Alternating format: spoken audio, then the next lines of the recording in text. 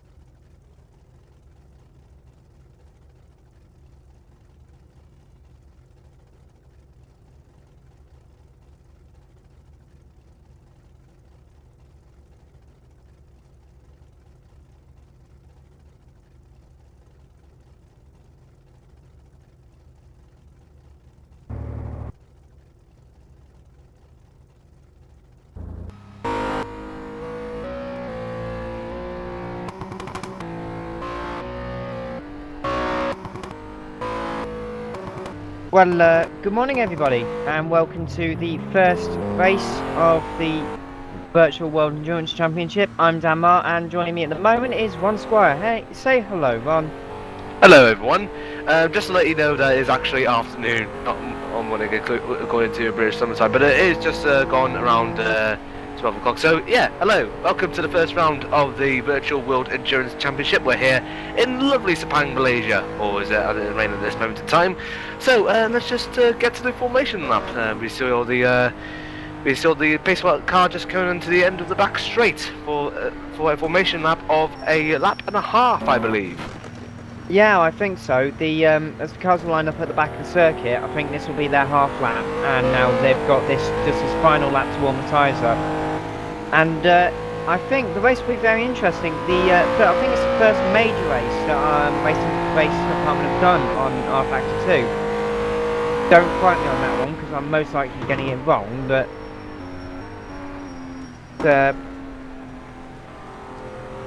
anyway, we've got a very, very exciting racing prospect. 6 hours over the Malaysian circuit. Of course, MotoGP also around here this weekend. So we just see the pace car just coming towards the end of the first sector. Now, just a reminder that we got new cars, new teams this year. We're just having a look. We got 3 classes instead of 4, like we did previously at the beginning of this year. Let's just have a look who's in the top category, which is the GT1 class, I believe. Leading that is Vincent Fernandez for Project Resistance Racing, ahead of Jeremy Buchlob in the Radicals. Then we got sharing the Split. Sorry, we got Clever and Renyo in the Sim Racing Team Spain. We got Steve Ruida. Then we got for Ghost Speed, who is coincidentally a team in the form of Sim Racing, is Fabio Chanchao. Then we got the the Oxo or something like that. We got Norbert Letzner. Yeah, we got Michael Fulcher in the all French Racing in 7th place. Then we got the rare endurance team of Marcel Fischer. Diogo Silva is in the GT competition ahead of Thomas Foth in the Mount Cape GT1. Then we got the SRVN GT1 of Jan Wim Ensing. Then we got for Fedjam Racing's David Grumnos. So, Dan, if you want to call out who's in GT2, please. Yes, I shall, and just very quickly, we've just had a spin from A. Peter in the 309 Nissan 370Z, just as we get round to the back of the lap. I'll very quickly... In fact, let me, if I can find my live timing. Have you got live timing? Yes, I have. Alright, I better click on the link. In fact, I'll call it out now. So, why do you give me all the difficult names to speak? It's not my job, it's particularly the admin's job, although it's actually pretty good to announce. But though, unfortunately, we might not have time to do the GT2 class. No, I don't think it's worth it, seeing as they are literally on the back straight then. Coming into the final corner, Tom Endres, the safety car driver, comes into the pit lane. And we've got a 6-hour race ahead of us. And come over the line now, Fernandez is going to start the race. And they lights out and away we go. Good start there from all of the GT1 class. And Buslop looking for a gap between the only one, but there's no, that's the leader's got straight on. The leader went straight on then through the opposite resistance racing car, got straight on into the top position. In fact, he might even lose down to 5th as they come into turn 3 for the first time, Rod. Well, that's going to be a very disastrous start for them. But though it looks like Jeremy Butler has actually stormed away in the radicals just ahead of Steve Reuter, who's made a fantastic start in the Sim Racing Spain. Then we got Vincent Fernandez just behind him in the Project Resistance race. In the GT2 class, who are the current standings at the moment. In first in the GT2 class is Christian Michael in the CDR Motorsports, ahead of Ian Franson in the Tiger Racing. Then we got the Scuderia GT Italia of Salvo Sardina, then the ADR of Davy van der Venen. Right, let's just carry on with who else is trying to go off or such. Well, actually, I better turn my audio down again. Doesn't hear anything.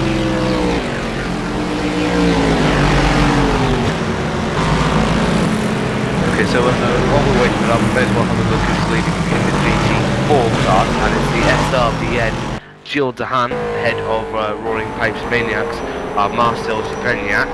Then we got the Yova Racing team of Bledo Crambler. Then we got the Mount Cape GT4 of Simon Hill. Now just behind, in 5th place, which is actually just behind 10th place man in the GT2 class, Davy Rory's, is Angelo Peter for Road Bandits.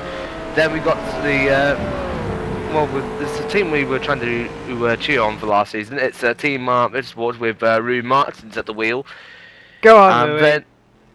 Yeah, and we've only got one blue flag already, which is the split of, is it Kevlar in there or Renault at the wheel?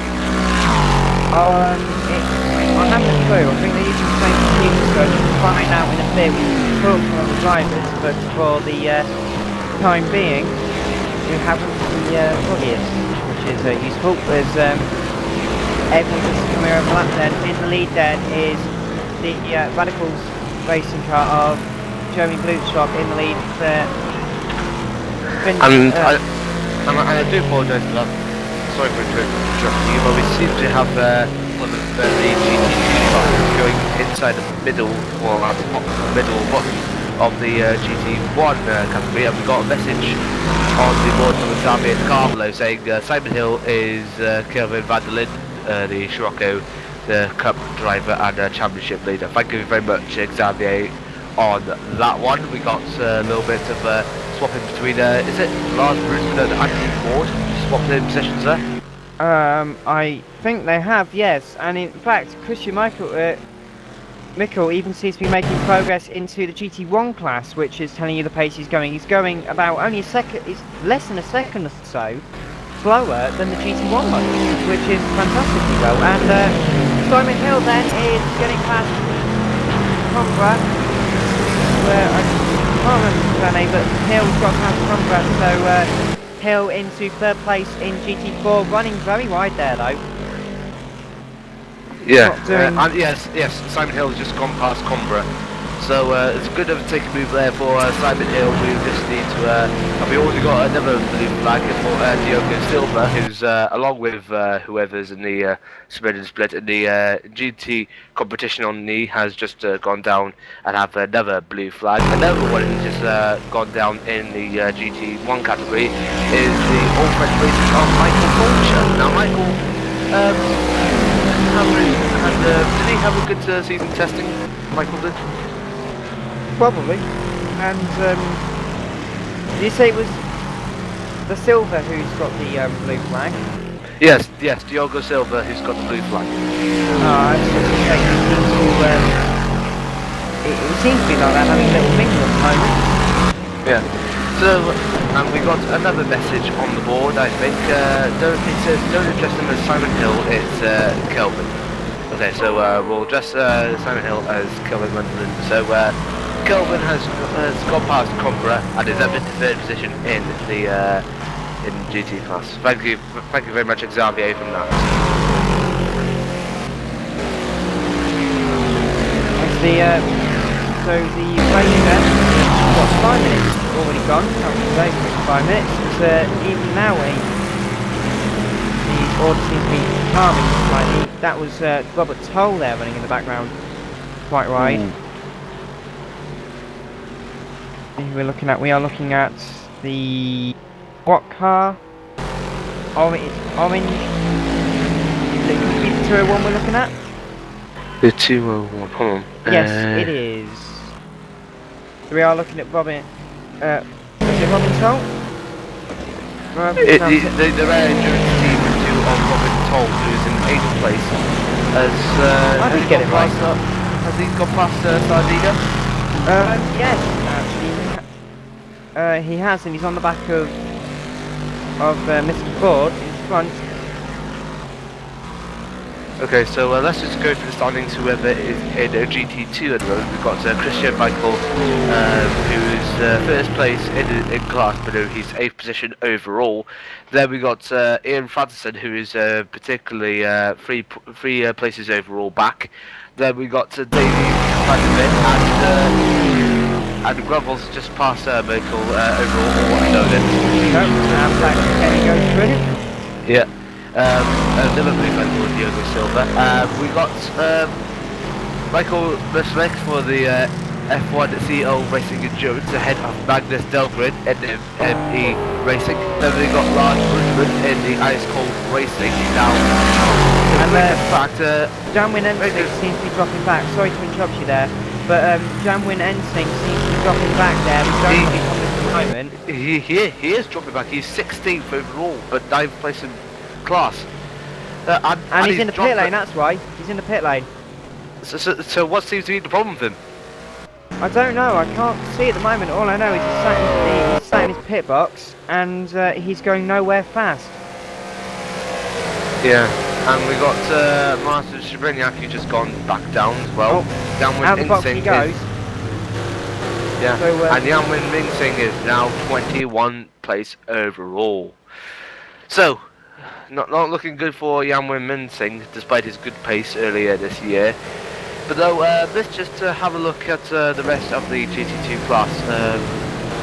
Now, as I was saying earlier, Ice Cold Racing, now, this is a pretty interesting fact. Ice Cold Racing was actually a team in another league called the GPVWC, in the Formula Challenge. But though, but never mind about the GPVWC, let's carry on with this. We've got Michael Bushleck in 5th place, then we've got Andrew Ford in the TXL Racing, 6th place. Then we've got Robin Toll, 7th, Salville Sardinia in the Scuderia GT Italia in 8th. Then we got the ICE Racing of Davey Lowries in 9th place in class, 19th overall, and the last place man in grid no, in GT2, below 25th place overall is Magnus Delgren in the ME Racing.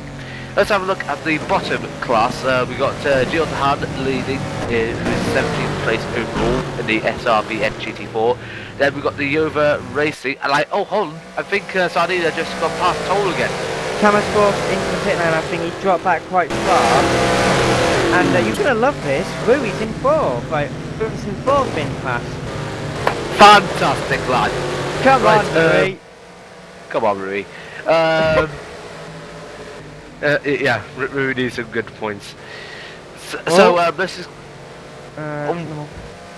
Need to go to and Robert Toll and Lislac is swapping positions at the moment in the GT2 class for 7th and 8th. Let's have a look at the GT4 class again. So Jordan is leading, ahead of Davey Lorries. Then we've got Angelo Peter, Rui Martins. Then we got Martian Stupinian, who's in 5th place in class but 26th place overall. Then we got Kelvin Van Linden, who was mispronounced earlier as Simon Hill, in 6th. And that's it for the moment in time. Let's have a look for the closest battle on the track we can find at the moment, which is between Andrew Ford and Salvador Sardinia, I believe. Oh, I would too agree. We're coming looking at the I think we are looking at the number 113 car of Letner. And what did you say the closest battle was again? I'm not very good at remembering. Yes, Letner is actually really closing in on. Is it Ruida, or is it being closed in by Shinkao? I don't know. And Myslek is in the pit lane. He's just passing the pit exit now, and that's another position gain for the Team R Motorsport car. Come on. This is. Speaking of Team R Motorsport. This is something a lot of viewers might remember from the last season of the LMS. I have promised James a Mar Motorsport T-shirt, and if I get enough support, I might actually make some and sell them. You have my support. Come on, I've got you 15 quid, have I? And my step down the inside. No, he doesn't even get past. That's very slowly out the pit lane, and being lapped there. I think that's one of the leaders. That's that's. Bootlock, he's just being passed by, and so is I can't see who that is. It's Vulture. There's a whole gaggle of cars. The what we're saying was the closest battle on track, actually, because that might be worth looking at. Wait, so is everyone just coming round? Looking at the number 113 car. We're just coming and having a look at some messages on our YouTube page, and I believe a user called Paddy VF saying it looks worse than rFactor 1. Come on, it doesn't look worse. I mean, look at the graphics. Brilliant. They're really brilliant. Despite the fact I haven't got it yet. But you can't criticise it that much. I mean, yeah, it may be in late development, but you need to actually praise the ISI's work. I mean, they really worked hard, and the last thing they are working hard. I wouldn't say sorry, mate. They are working hard. I must agree, but I like it. Depends. Some mods look good, some don't. And it's the same thing with the sounds. The sound system could be updated quite nicely, and it's quite interesting. I mean, it does look very nice. It's not very well optimized at the moment, I don't think. I mean, it's very heavy on graphics. If you can't run rFactor 1 very well, you might as well not buy it, because it's just very difficult to run. But it's with the Honda Civic, with the British Touring car coming out soon, it'll be interesting to see what they can do with that, because from the preview shot, I don't think it looks that good, to be honest. I mean, looking at the windows, you know, because they've got the numbers and the names on the windows, the font looks too small. For my liking, but some might say I'm nitpicking, but you know, we've all got to have our preferences, don't we? Yeah. Just having a look at the chats page on our main page. In fact, I'm already on there. We are. Also, if you want to actually comment or or actually, if you want to Twitter us on the Twitterverse, there is, I think the whole thing is at Racedepartment, and you can Twitter me privately at DanFilm007. Ron, do you have a private Twitter feed? Yeah, below you just unfortunately I don't have a private Twitter feed. Below my Twitter name is RonSquire95, so it's at RonSquire95. Speaking of Twitter, let's have a look at the latest tweets. We got one from Mr. Tristan Clark. Make sure you have a good look, guys. Top quality virtual racing right here. Indeed, it is. Yeah. It is. And also, I think there is. If you look, I don't know where we can find them, but I know there is quite a lot of Twitter.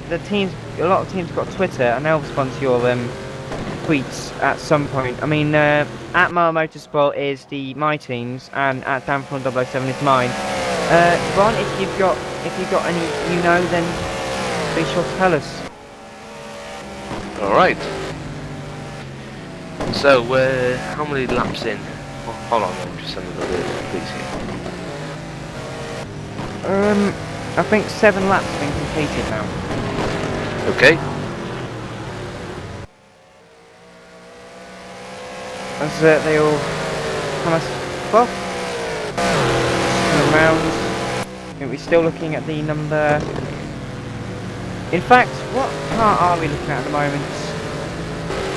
The car we are looking at on the stream is, I think, is one of the guys in the GT1 class, because we just had a look on yellow. Yeah, he's yellow. Yeah, it's Nissan GTR, and it's yellow and black. I think it's Fernandez, who's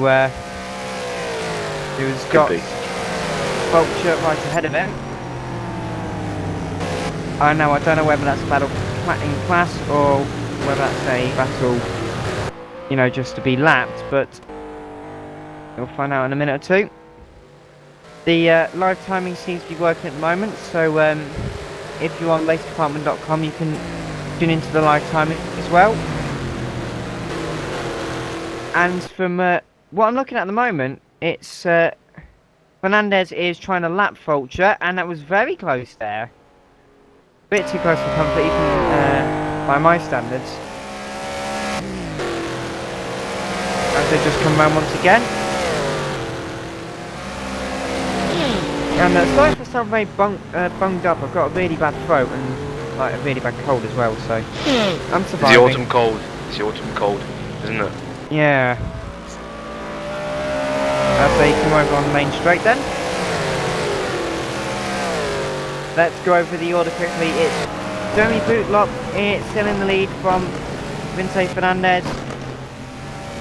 Raider in third, Letner fourth, fifth is Asenkow, and Vishnu is in sixth. Please, by all means, do give me a big ticking off if I can't say your names right.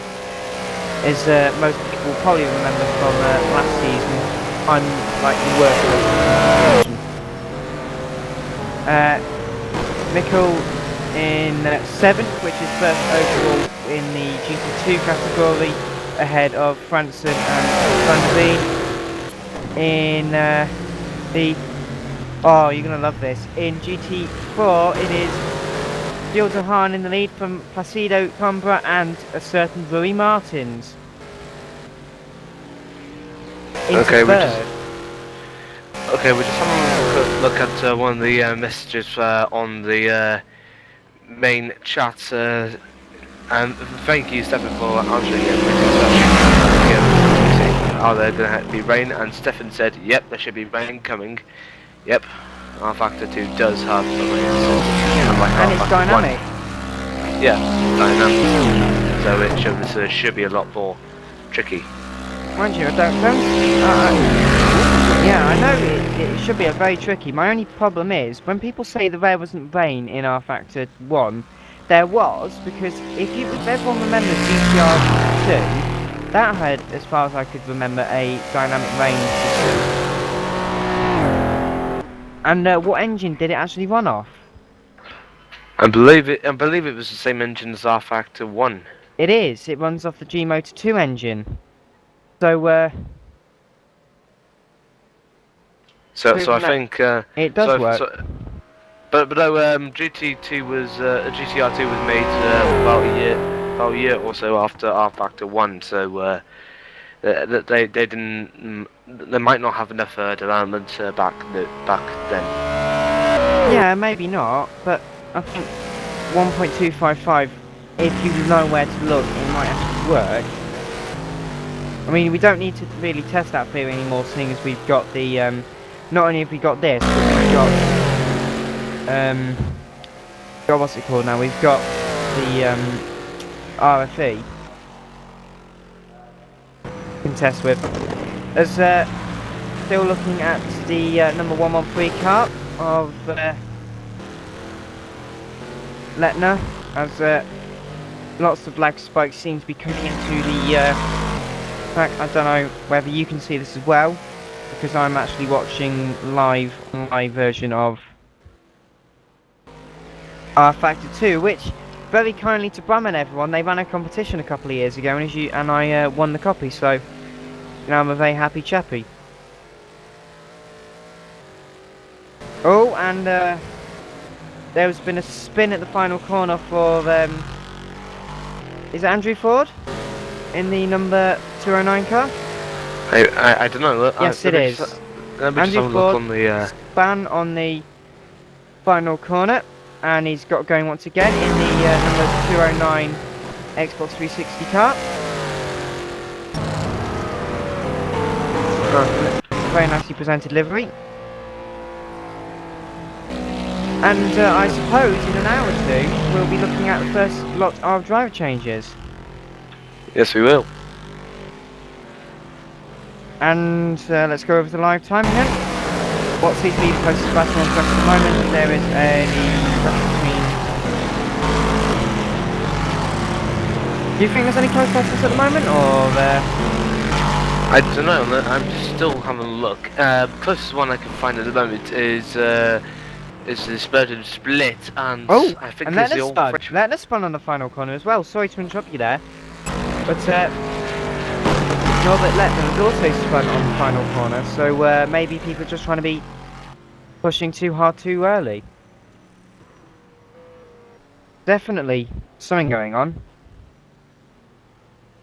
But apologies for talking over you. I promise I'll let you speak this time.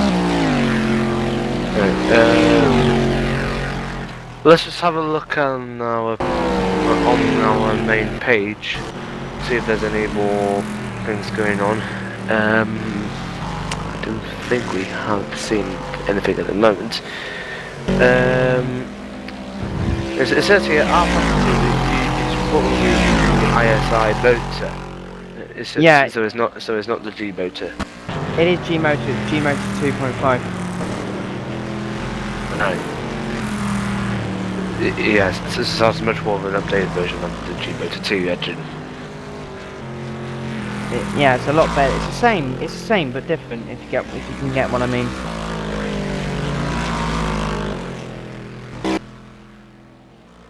And we got Lars Buggen into the pit lane. Yeah, so I believe we're on. Are we on lap 15 or something? According to my live timing, we are on lap 10. Okay, so 5 laps out.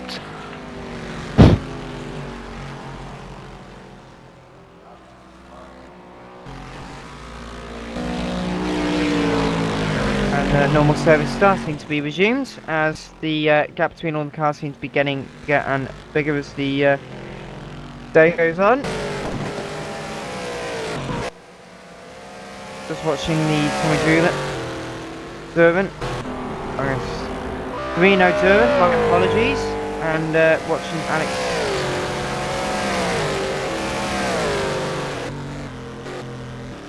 Well, we've got the number. What car is it? It's the number 302 leaving the pit lane in very close fashion to Michael Vishner. Very worrying there.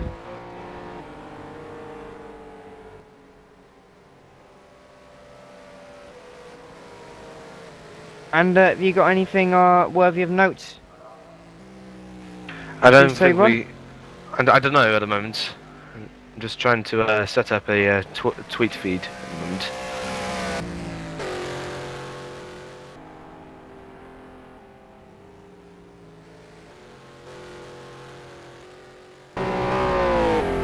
Meanwhile, as you guys will be able to see at the moment, the 111 car in the lead.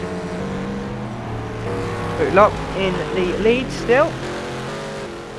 And in fact, he's increasing it, I believe.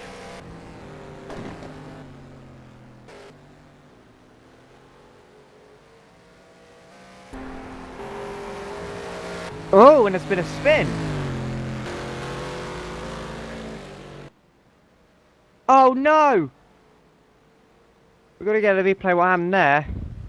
Oh dear. Very into the wall, and in fact, oh, that was very close.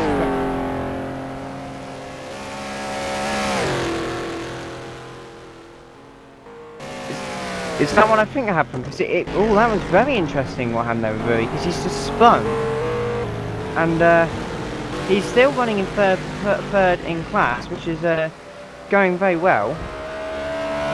Yeah. I just set up a Twitter feed for the virtual World Endurance Championship. If you want to ask me any questions, you can still find me on Twitter. It's Ron Squire 95, and the Twitter feed I'll be on is hashtag Ron VWEC. All right then. So if you caught that, make sure to check. And Rui Martin's into the pit lane. I believe that was contact there. We won't know until later in the race, but that is a shame there.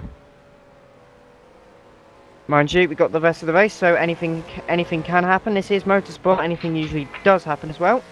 Yep. But as they go around once again, Bootlock's in the lead, coming round the double right-hander.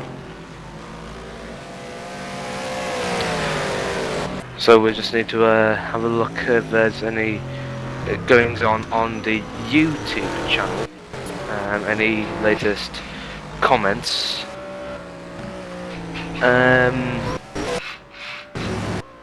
We got one from McCallum McLaw saying the actual game looks better. It just looks a bit crap and a new conflict due to the stream. Well, to be honest, we haven't got the best stream around, but we are streaming and we're doing the best we can.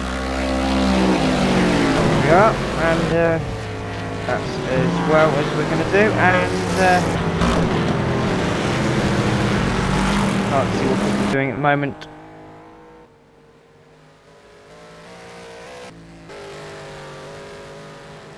Big red chicken. Don't forget, if you're a fledgling team boss, or just anyone who fancies about coming into the chat, don't forget to join us on our TeamSpeak server. You can come and hop in the commentary box for a bit. Yeah, anyone's welcome into the commentary box, as long as it's a team or a driver's got nothing better to do at the moment in time. Or a race department member.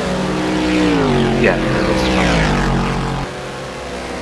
Meanwhile, see if you're watching Grand Bulls. Yeah, am I seeing on the stream? That's I just saw a looks like an orange Nissan GTR going past. I believe it's a white Corvette just coming out to one of the hairpins just at the end of sector 2. Yeah, it's Myslek and Mikkel, who I think he's just lapped. Yeah. Or is it actually lapped?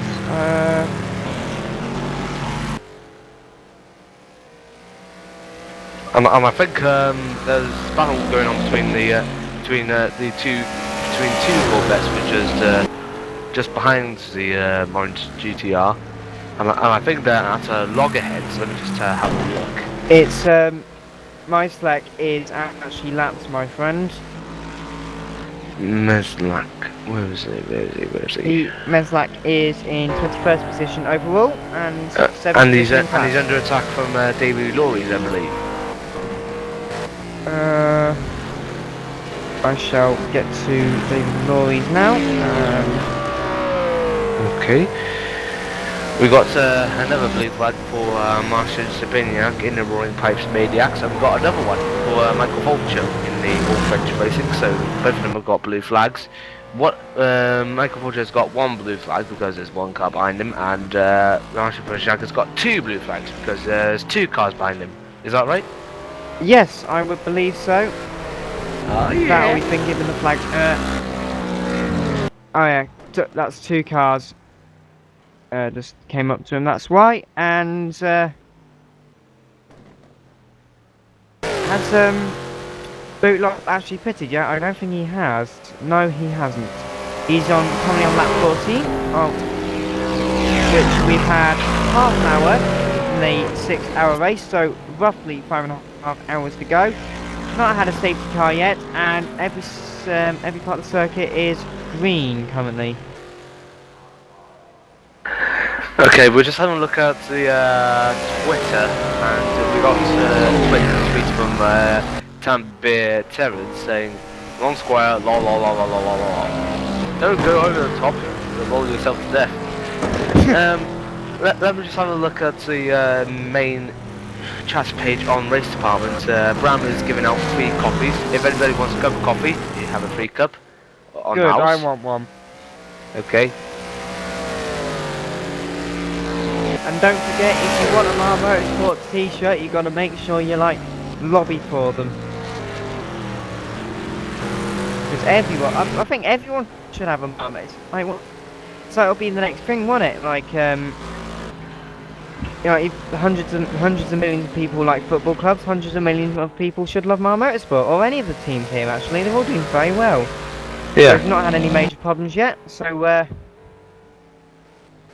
the end is far from over. And unfortunately, I have to display some form of what's the word? I have to be impartial. Impartial. Hold on, let me just have a look on the dictionary. Yeah, I have to be impartial. Oh, we had a spin there for Mitchell, Ah, I see. who is in the lead of the GT2 class. Whether he's lost that lead now, I don't know, but... Okay, Should we go through the, actually, sorry, should we go through the race order? Okay, it says here it's not partial or biased or prejudiced to any side of the party. So Yeah, so I have to be impartial. I'm the most impartial commentator since I don't know. Since ever. Yeah, I have to be impartial. So Mar Motorsport aren't awful, but at the same time they have to be awful. There you go, I win.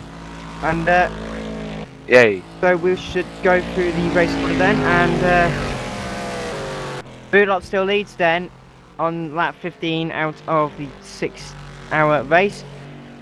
Raida in second, third is Aston Cow, Vishna in fourth, fifth is Letner, Mikkel in sixth, leading GT2 from Van der Veen, Franson, Tulsa, Sardina, Fernandez, Brugman, Sweden's split car, because I don't actually know who's in it, and we've got Peter Cumbria in pit lane, locking up, and then in 14th overall is Tamas Buff, followed by Grumvals, Dahan, Janwin Ensig, Vulture, Piziak, is it? Spaniak, I think it is. Alright then, however you say that. From my select,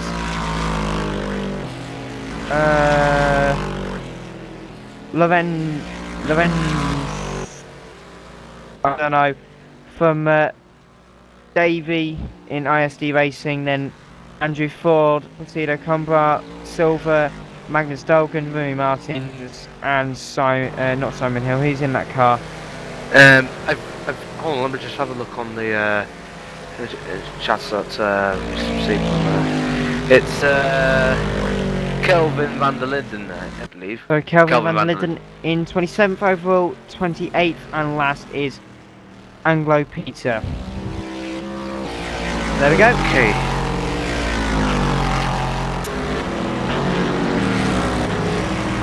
Let's just have a look on the messages on YouTube. Radicals Online says just replying to the previous thing that was said on the stream just about a few minutes ago from Cam McDowell, which was this was from Radicals Online saying nothing to do with the stream. But it is actually is to do something with the stream because, like I said, we're not producing the best quality at the moment, but we are doing our best. We are, and don't forget you can tweet the many teams. Tweet me at danfilm007 DANFILM007. You can message Ron Scribe VWEC, is it? Yeah, Ron Squire Ron Squire VWEC, or you could just message me publicly on Twitter, which is Ron Squire 95 at Ron Squire 95.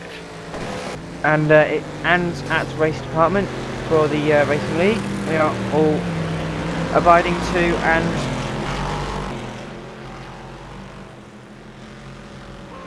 don't forget to hashtag VWEC.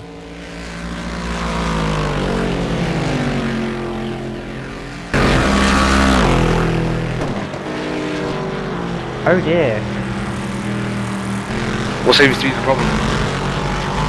Oh, I'm reading the British touring car practice and ooh dear. Oh, what is wrong? Everyone Twitter me now if you don't want to hit me or whatever now. If you don't want to hear, otherwise I shall say. Some people might not like this. Let me just put it this way.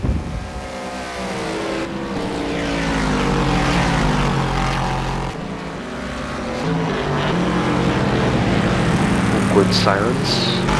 Yeah, so I'm going to assume people don't want to hear. Come on, people do want to hear you. You just oh right, Aaron Smith had a bomb in the British touring cars. Oh. He was having to avoid Ollie Jackson and Frank Raffle because he was going. It's basically the same sort of place where Rob Austin had his shunt early on in the year as well. And on the Twitterverse, just someone if you spend some time trying to find a picture, you'll find it. So that was you on the British touring car. A bit of Formula 1 for me at the moment, and finally, Mark Webber has finally got pole position. Just to let you know.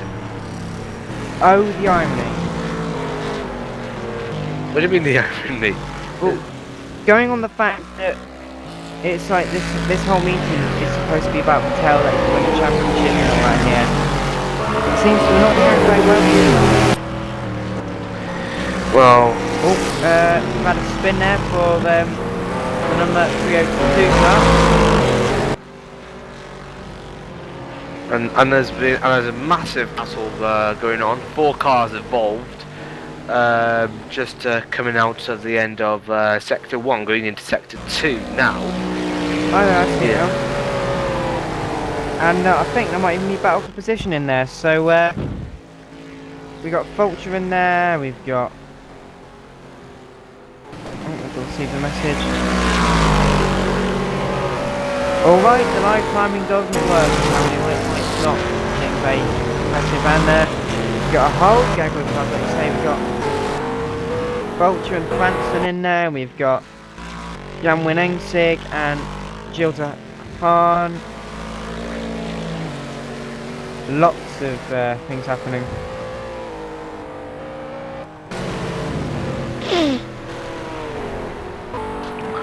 So it's just going well at the moment. We got another blue flag for Magnus Del Green in the ME Racing, which has just been clearly just now. We got is the two X's mean that is the X's mean that they are in the pits? I don't know, and whoever you said was driving the number 302 car that Simon Hill's supposed to be in, isn't it? Kelvin van der Linden. Van der Linden is in it. Yeah, Kelvin. Not McDonald. No. Okay, well, Van der Linden in that car spinning again. He spun just a moment ago. He's not doing. We got three. Sorry. Prepping all right. We got four blue flags, two of them for one of them. To Lars Brugman, Mike Fulcher, and I think that there was one earlier for was Diogo Silva just now, or someone else. I don't know. And I think the X's mean they're in the pit lane. Okay, so we got Combra in the pits. We got Andrew Ford in the pits. So far at this moment in time. People who made a pit stop at the moment are Andrew Peter and Vincent Fernandez.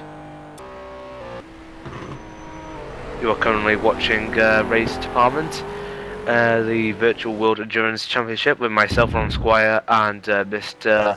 Dan Ma. So let's just have a look at more messages from the Race Department chat board. Said anything else?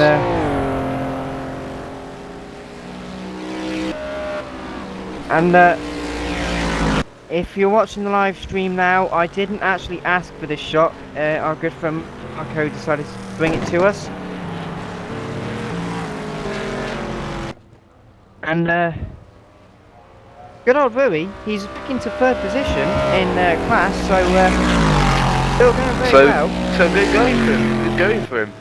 James is going to be well pleased. You know, our very good friend James Kirk, I'm sure he'll be joining in with the commentary at some point later on. Yes, and I hope Scott Woodward will come along soon. I'm actually missing Scotty all since we've been off. Yeah, yeah.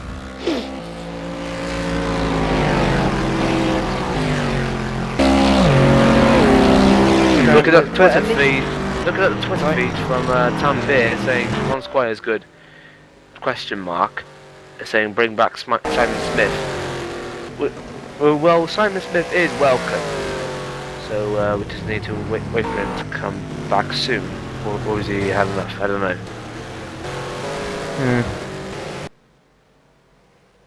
Just having a look on the live stream, and there's a battle, I believe, between a.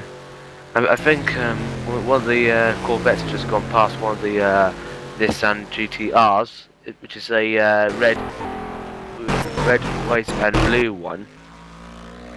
There, I believe.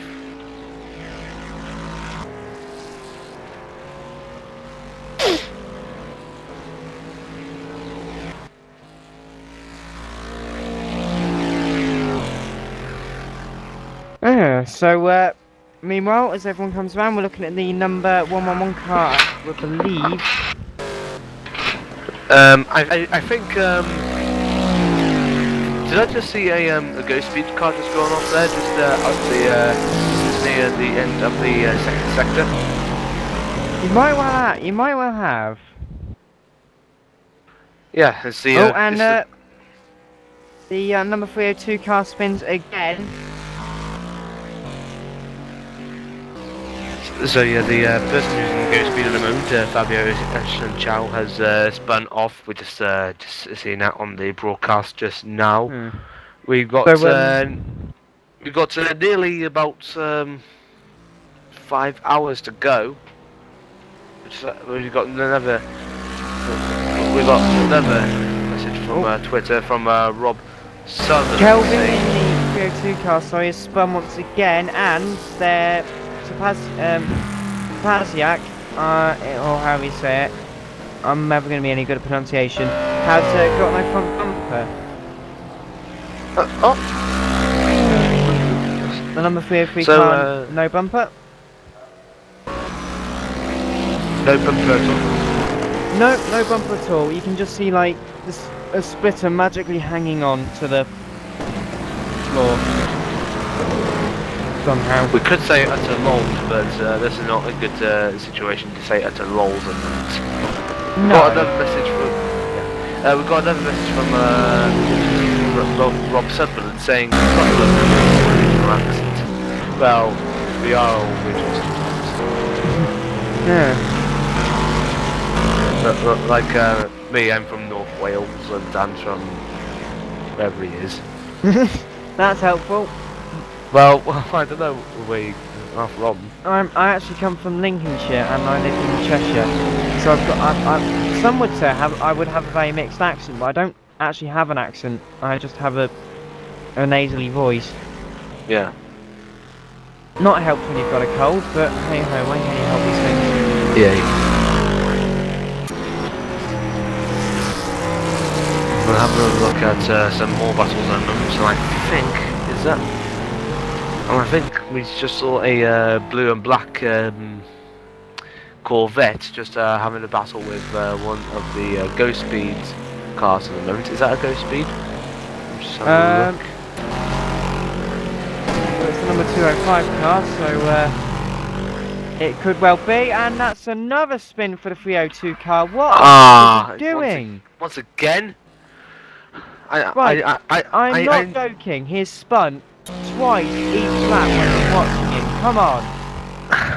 I think he might be a danger. I think he might be a danger. Yeah, I only try. If anyone remembers my awful driving, this is worse. I only drove 2 laps. He's been going for a good long while now, and he's almost spun again. And right in front of the number of Raider. That is ridiculous. You've got to get him into the pit lane now. That is not safe. Come on, yeah, he's really a danger to others on track. Yes. I think he's nearly become the next Patrick DeWitt. Well, no, I never thought Patrick DeWitt was never that bad. Well, no. I mean, he is a legend. And another spin for the number 302 car. Come on. Face palm. A double face palm, and one face palm just isn't enough. Double face palm, or just a helpful face palm. Or when someone's failed so much, you need a helping hand for a face palm. And that's what I'm doing right now. To the screen. Right, let's have a look at more battles going on at the moment. Well, right, it says we just have a look on the chat from Bram Henchfeld, saying from Christian Hench, who just reported on the spent for 4 times, saying Christian reported to the race direction. Dumping frustrations in the chat box doesn't help. Yeah, yes, you have. Yes, you have right. Sorry for the spam. So yes, we need that guy out there. Seriously, he is a danger. Really. He is. He's not. I'm gonna keep an eye on him. And Robin Toll has spun, and Rui Martins. So that's the first couple of spins for them. But I don't know what has happened here. I think the reason might be because is it raining on track? Does it look like it's raining on track? Oh, the spin between Toll and Martins. What it looks like is it's just a bit. What happened with Robert? He was already going sideways, and his front was a bit more ahead, and Rui just locked up. So you know, sort of one of those inevitable things where they both make mistakes. Yeah. But either way, I'm sure Robin, we can apologise, but I'm going to go back to watching everybody's favourite driver, everyone's favourite car, the 302. Speaking of 302, car 102, Yanwin Enzig is in the pit lane. Okay. And yep, he's gone in the pit lane. He's currently in 10th position overall, just waiting for it to go back down the order once again. Yeah. I think he's 8 seconds ahead of the next car, which is Man King of Thomas Foff. So I think he might have a chance to go back out in 10th, or if Thomas gets a foot down, which I doubt he will be on down to 11th. We got Rui Martin's got a blue flag. Kelvin Van der Linden has got a blue flag, and I think Andrew Ford has got a blue flag as well. Just had one. So Pistol's got currently a blue flag at this moment in time right now. Kelvin Van der Linden. We're just having a look at one of the Nissan GTRs going down the back straight, and it's just kind of challenging a Chevrolet Corvette at the moment. We've just gone into the pits as I speak. Is it Angelo Peters or is it last week? I don't know. I don't know. I'll have a look at the moment. Lars Brugman and Peters, and now Andrew Ford as well. So Okay, all is getting busy in the pit boxes. Yep. So we might be expecting a driver change within the next hour or so, or a couple of hours after that. Or never. Well, we can expect at least one driver change because it is a 6-hour race, and the driver limits around here is usually around 3.5 hours and beyond or such. So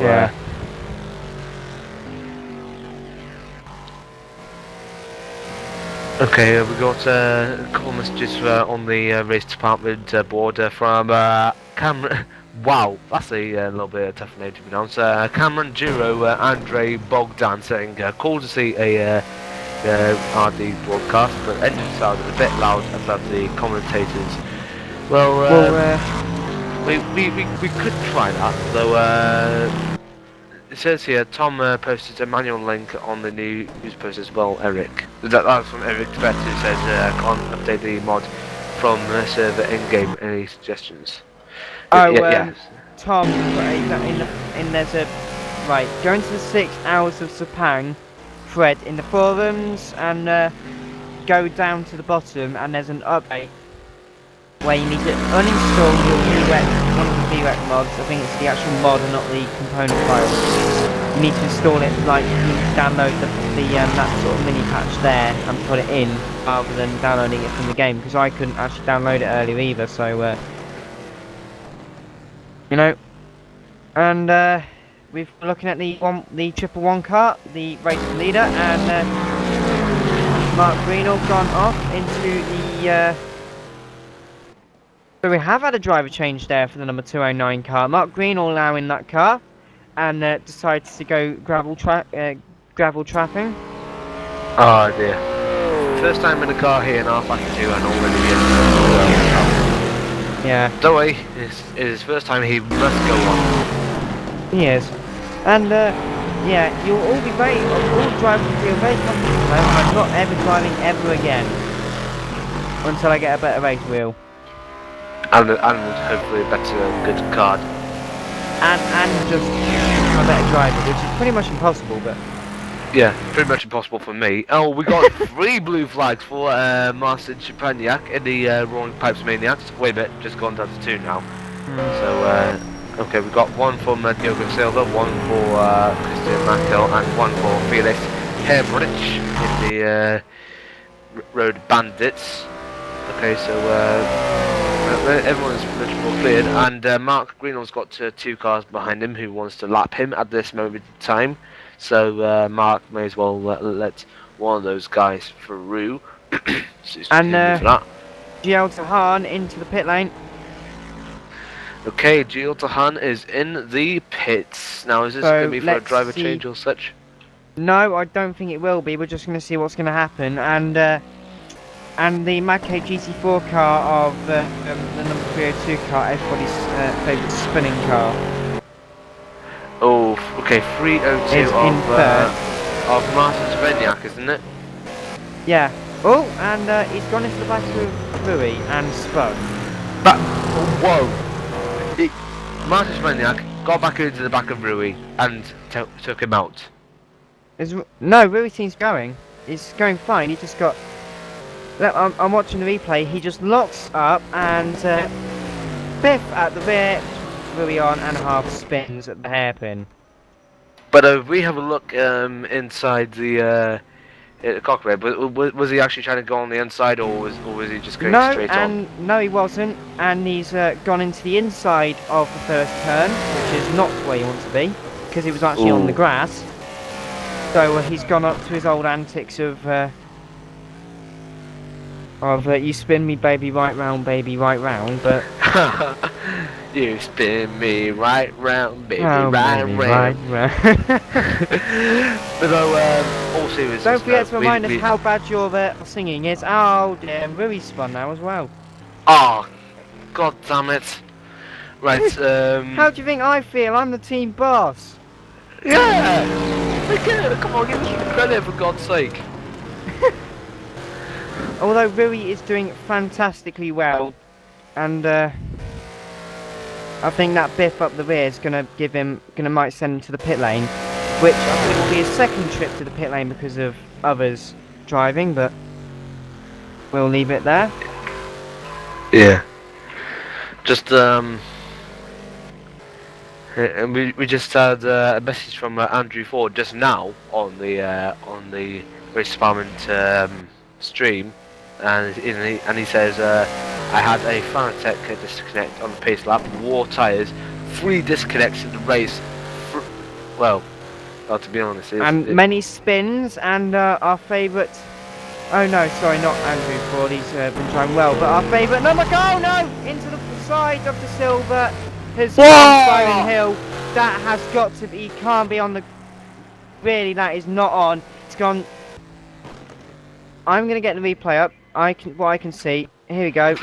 He spins, and when he saves it, he just T-bone. He collects the side of the silver. And now, if any of the race directors are listening, get him off the road. He is seriously dangerous. Yeah. No, seriously, because I mean, even I won't tolerate it. Seriously. I mean, come on. Anyway, let's move on to something a bit nicer. There's a battle here of sorts between Vishnu and Letner as they go round the last couple of corners.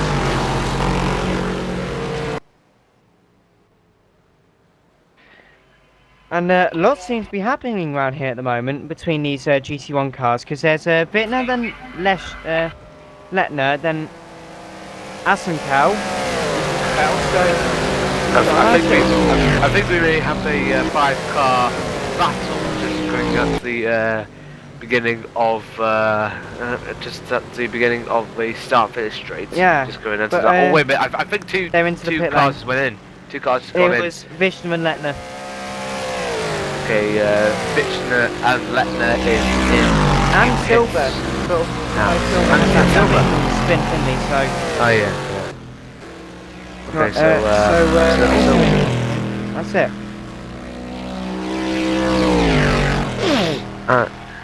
Yep. So that's 3 cars. Wait! Something's happened. Wait, what's happened? What's happened? Bulop's gone down to 6th. Our race leader has dropped down to 6th position. Now, could that be because he's had a pit stop? I don't know. But he's missed a lap. That's why he's missed a lap. So that means that Steve Ruida, who in the sim racing Spain, is now leading in the GT1 category. So he is. And that means that Fabio Anschau is now in 2nd for Go Speed, and Norbert Lettner in the OXXO racing car is now in 3rd place in class and overall. And up to 5th has gone Bulop because he's managed to get past Magnus Dahlgren in the Emmy Racing GT2 car, who's currently leading his class, and the leader in GT4 is Sim Racing Ferdinand Nederland. GT4 is Jos van der Sterren. We could easily just say SRVN. That's so yeah, SRVN. Let's say that. Yeah. Much easier. And don't forget to contact us on Twitter at Racedepartment, at DanFilm007, at Ron Squire of the WEC, or at Ron Squire 95. Don't forget to hashtag RD, no, not RDLMS, VWVC. I'm so used to saying RDLMS. Yeah, we are so used to saying that, but now we are on a new series. Although we're still the same kind of format as RDMLS, but though new name, new simulation, Same, new kind of same sort, yeah. It's the same but different. yeah.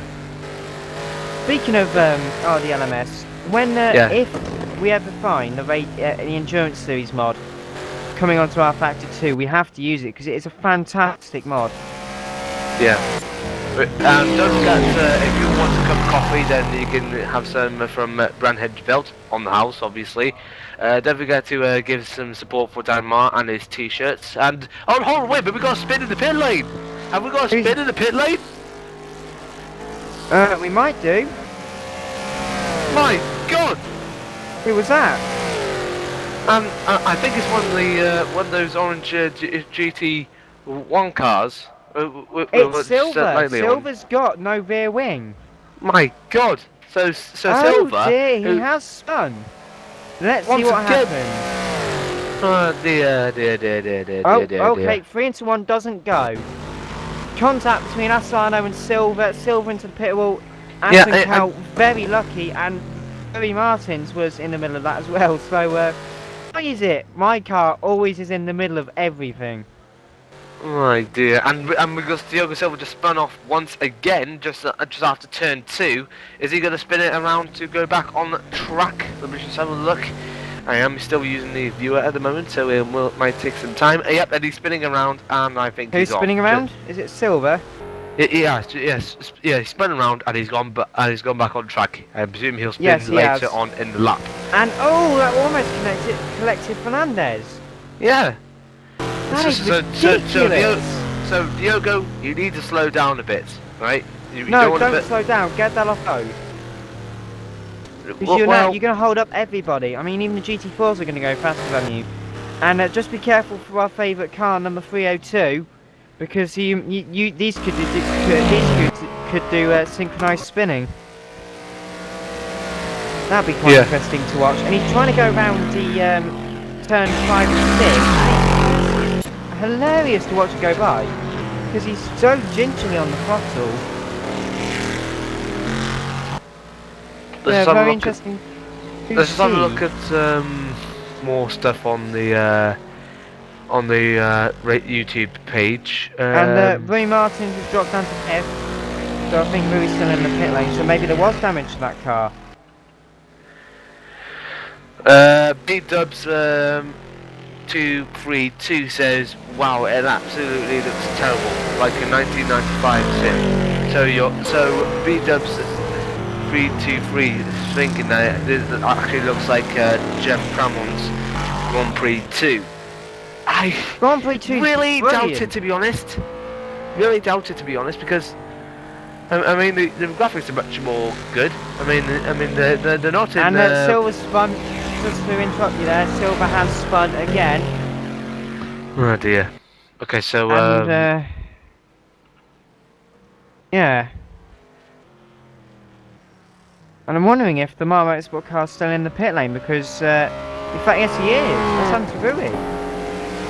We'll have to find out. We'll have to find out soon. But right now we're just dear. I know what's happened. Okay, what's happened? There's been a collision. Oh dear. Who between this time? Oh no, I see.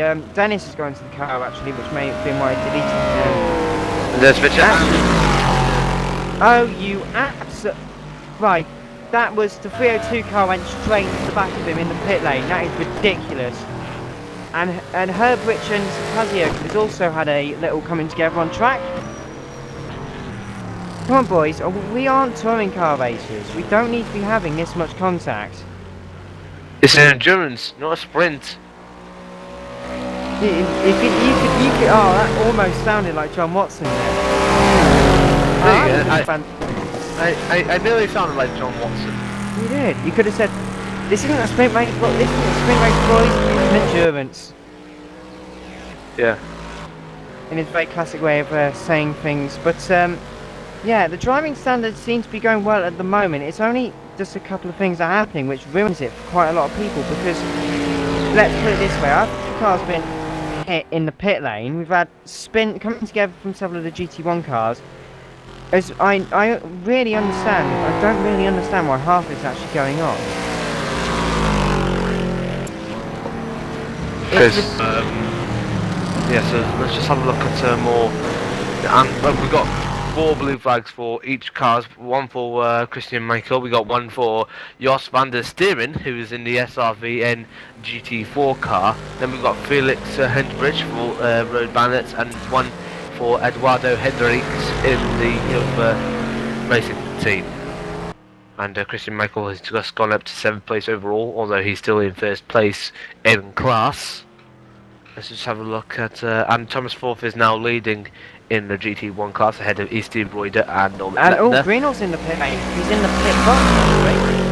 Okay, in the pit box. So, What's happened there? He lagged his time?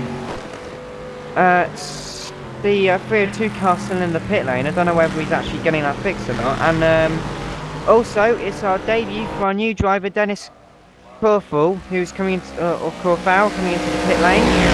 Obviously, because he got rear-ended, but that's neither here nor there. yes, Dennis Corfell is on his debut in your team. Is 5th place overall, but a 26th place in class. So go on, Only Dennis, means lad. 5th in class and 26th overall. Okay, so You got last confused place there, buddy. yeah, last place man at the moment is Mark Greenall, who is 28th place overall, although he's 10th place in class in the GT2 category. My God. So let's see if we've got any more messages. Cameron Duru says coffee available at the bar. Possibly not, because Bram might not own a bar. Does he? Probably not. No. Let's be honest. I mean, I don't own a t-shirt making place. So. Yeah, but he still needs support for it. Yeah. Come on, everyone, buy one. Give me 20 quid, and I'll make you one. Make everybody one. I'll even get them. I'll even get some travel half wrap. I'll even get them signed by all the drivers if you pay me enough. Now that's something for your collection. Yeah. But anyway, moving on to something that's not quite as biased as my racing team.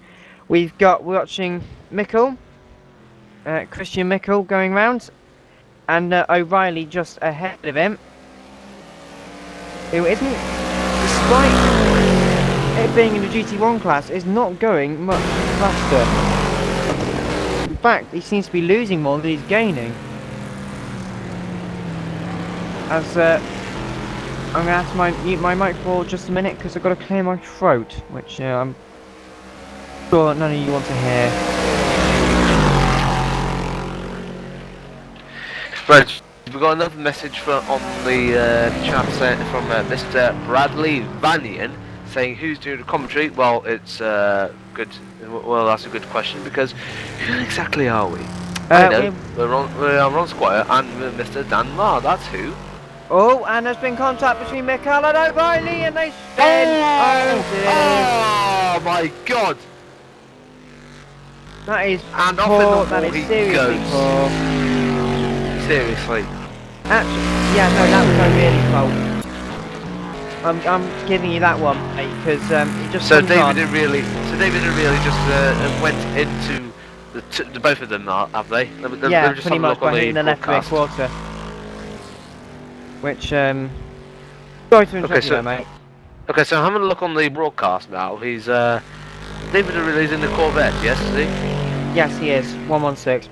Okay, so he's supposed to overtake the red GTR, and I think the GTR just actually made contact with him. So, basically, it's not is that GTR because David really just tried to get past him. They both the GT1 touches him, and therefore he goes off into the wall, and therefore tries to end his own race. Why? It's just I absolute wouldn't say it why? was deliberate. I wouldn't say it's deliberate. What happened was, he came back on.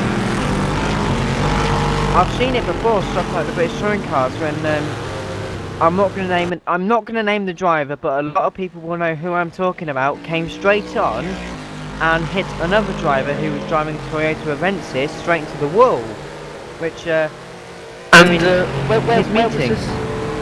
Where was this? It was a brand hatch last year from a driver in an MG car, and he hit a driver in a Toyota Avensis. Now, a lot of people will get what I'm meaning, and you might understand why I'm not. Hold on, I might try and find it on YouTube. Hold on. It's not hard to find. I mean, let's be honest, it's falling down. It was in race 2. T12.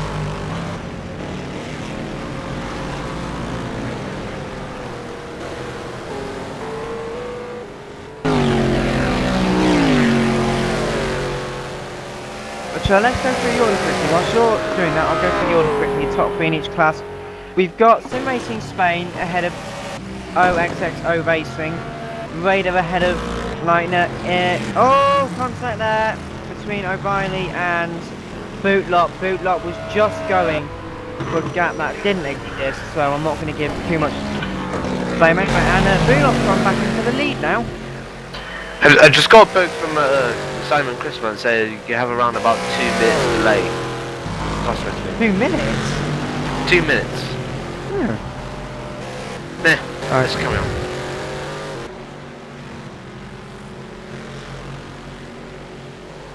Well, anyway, let's, have you found that clip yet? No, I can't find it at the moment in time. It's 2012 for the crash occurred, wasn't it? Or this season? 2012 Brands Hatch GP.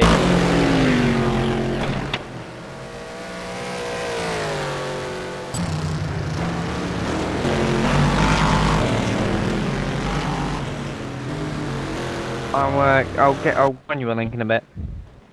And it's the final round one, isn't it? Yeah, well, yeah, it's the last race. It's not the last race, but second race of the day. But and Lopez into the wall. Miguel Lopez has gone into the wall with no rear wing. And right, I've got a funny. Someone's made contact with him. Silver goes into the back of him. Lopez goes into the wall. Bang.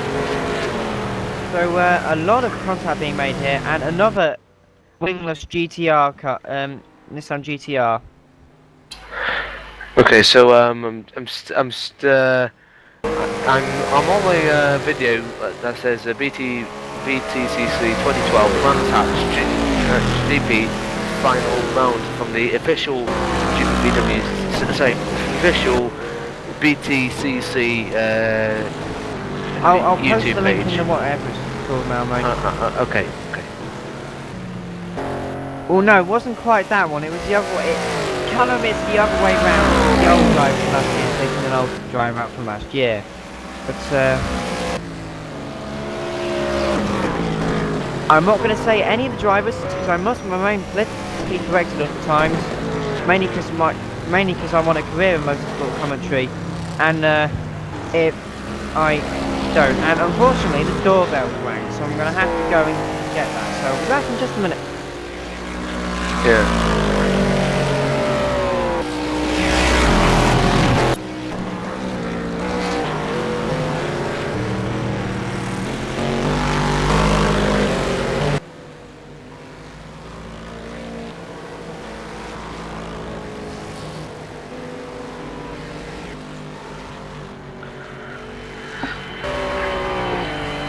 Okay, so I'm still looking. Was it on the second race day, or was it something else? Oh, Dan's gone. So, yeah, Dan's gone for this moment in time. So, awkward silence for me. But though, you are still listening to Racedepartment virtual World Endurance Championship from Sepang in Malaysia, the 6-hour race. I'm Ron Squire, your only commentator for this moment in time in a moment until Dan Mark turns. So, let's just have a look at the standings in the GT1 category at this moment in time. We've got Jeremy Butchlup in the Radicals Racing in first place. Then we've got Steve Reuter in second. We've got Norbert Letzner in third. Jimmy Hughes fourth. David O'Reilly fifth. I think it's either Kevin or Wayne sixth. I don't know. Then we've got Marcel Fisher. Then we've got Terry Chavelot. Jan Wimpinski in 9th, then we've got Vincent Fernandez, 10th place, we've got Lopes in 11th for Go Speed, and Diogo Silva is in 12th. Then in the GT2 category we've got Christian Michael in first place, then we've got Mr. Timu Toika in the Integra Racing, yeah, go on Timu. Then we've got the ADR of Andy Van der Velde, then we've got Salvo Sardina in the Scuderia GT Italia as which passes Chevrolet already. Then we got Robin Toll in the Rare Endurance team, 5th place in class. Then we got Nicky DeVries in the AIST Racing. Then we got Magnus Delgren in 7th. In 7th. Then we got Eric DeVette in 8th for Ice Cold Racing and the F1 CL Racing of Michael Michalak, and then Mark Reno 10th and last. Then in the GT4 category we got Arvis Streska, then we got Jos van der Steren, Edward Henriks, then we got Kelvin van der Linden, Felix Herbrich, then we got Dennis Kuttel, and that's it for this moment in time. Okay, well, so alright, you're back, and you just carry on for a moment down the line while I try and find that video. Was it on the second race that the crash took place in? Race 2, round 29, yeah. You watch it, it's in the middle of the race. Sorry about that, I had to go open my door to some invalid children that I know, so... Anyway, moving on to something more socially appropriate, the racing seems to be going well. We've got Mark Green all back out on pit, not out on pit, out on the track even, and as everyone goes round, we've had another spin for the number 302 car once again, because we all, you know, because that's everyone's favourite car.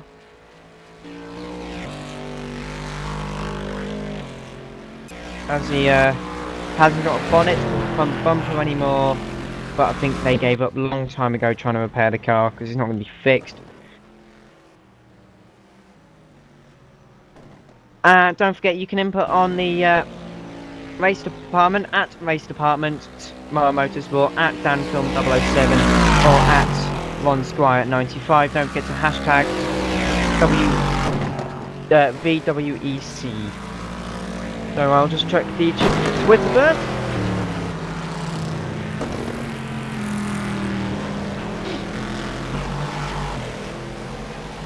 Unfortunately, I can't find the video. I'll get it for you. You two or Carl find. Yeah. So let's just have a look at some more messages on the race department board. Toll's gone down on the inside of Durban. Sorry to interrupt you there, but we're very close there.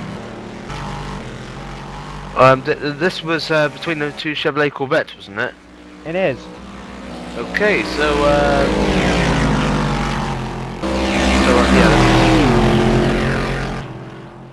and I got a little bit of a phone call, so please join back in a sec. Yeah, we're quite short of commentators at the moment.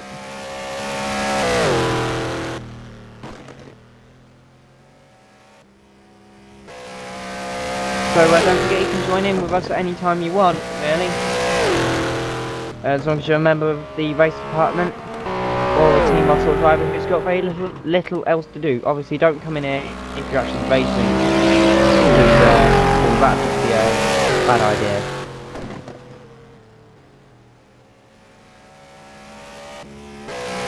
Anyway, moving on. Watching the There's a bright yellow Corvette being driven by Derwent. Antonio Derwent. Robert Tolbert ahead of him.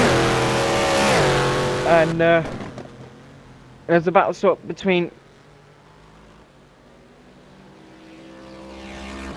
Ennefair and Frontier.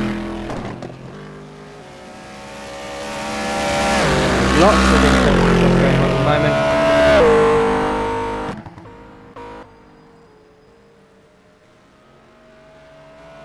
Number 302 car still going round, running wide as usual.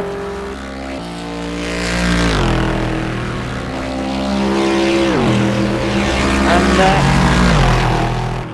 well, as there's a big gaggle of cars between O'Reilly and Twit and Corfal and Minio, and who else is that?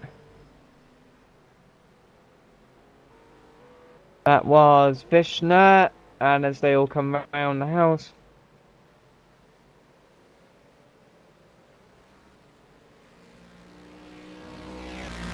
I have message. Okie dokie then.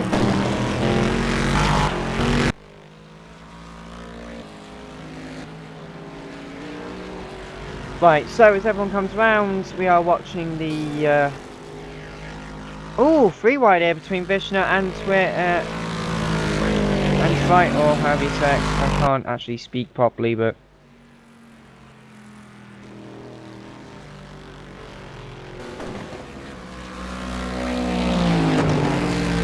and we're going to be joined by Mr. C. So we'll be joining us in just a moment or two.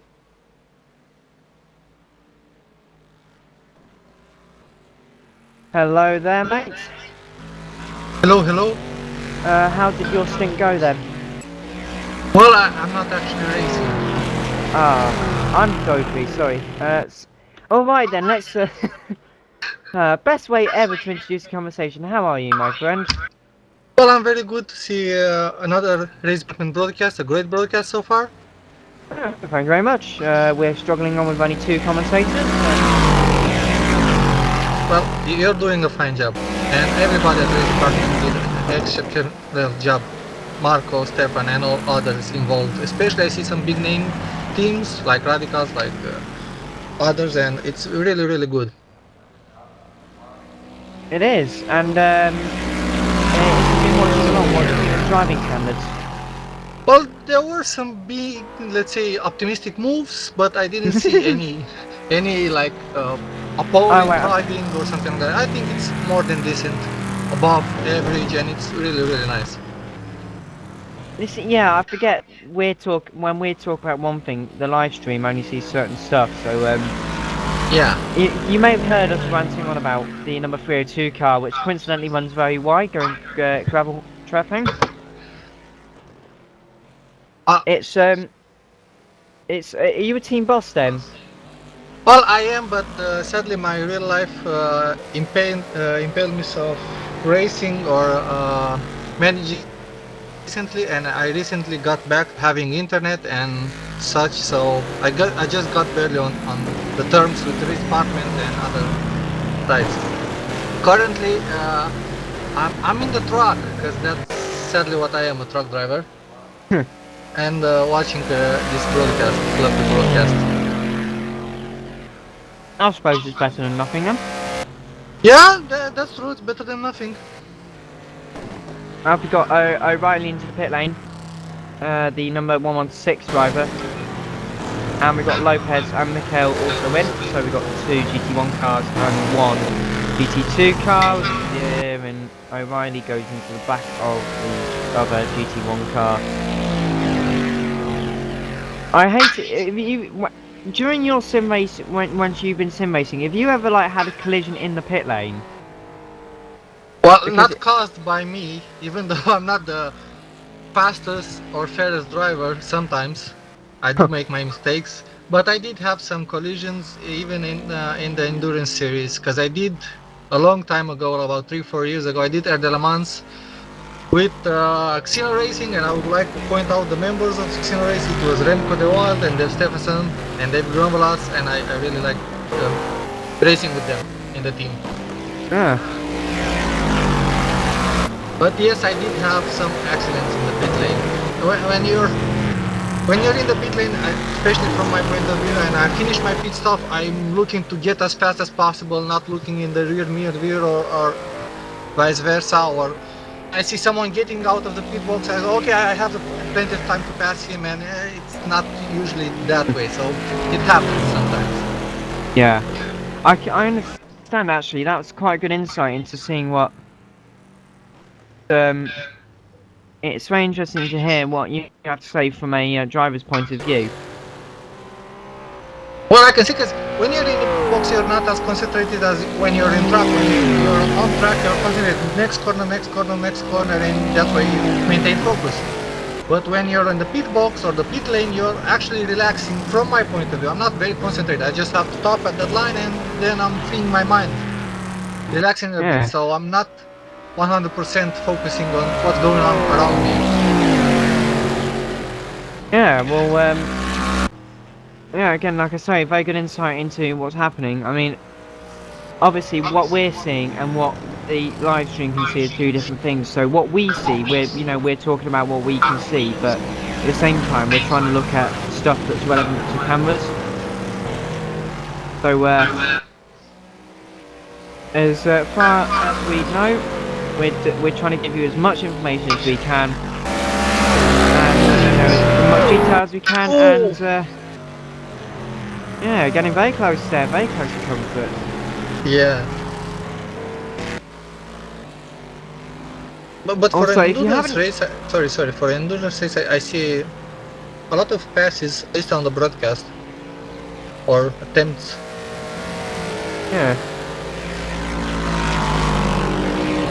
Yeah. Yes, as I was going to say, don't forget you message us on Twitter, message us on the Racedepartment website, whatever you want. Just message to us and we'll try and read it out, or do what we can in doing what we're doing. And obviously, you can join in like our friend Mr. C here at any point and give us your opinion on whatever you're seeing. An outsider's view is always most helpful. Wouldn't you agree? Yeah, always the third person view between two guys that have let's say an argument is the better one. Yeah.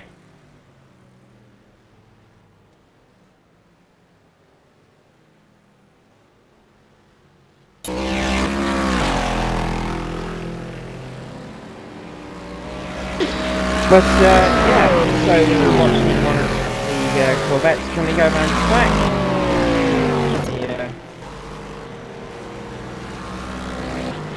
Can't see what vehicle it is.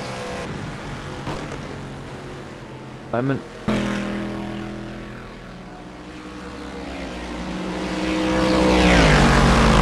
Ooh, big local. Yeah, it was a very big local indeed.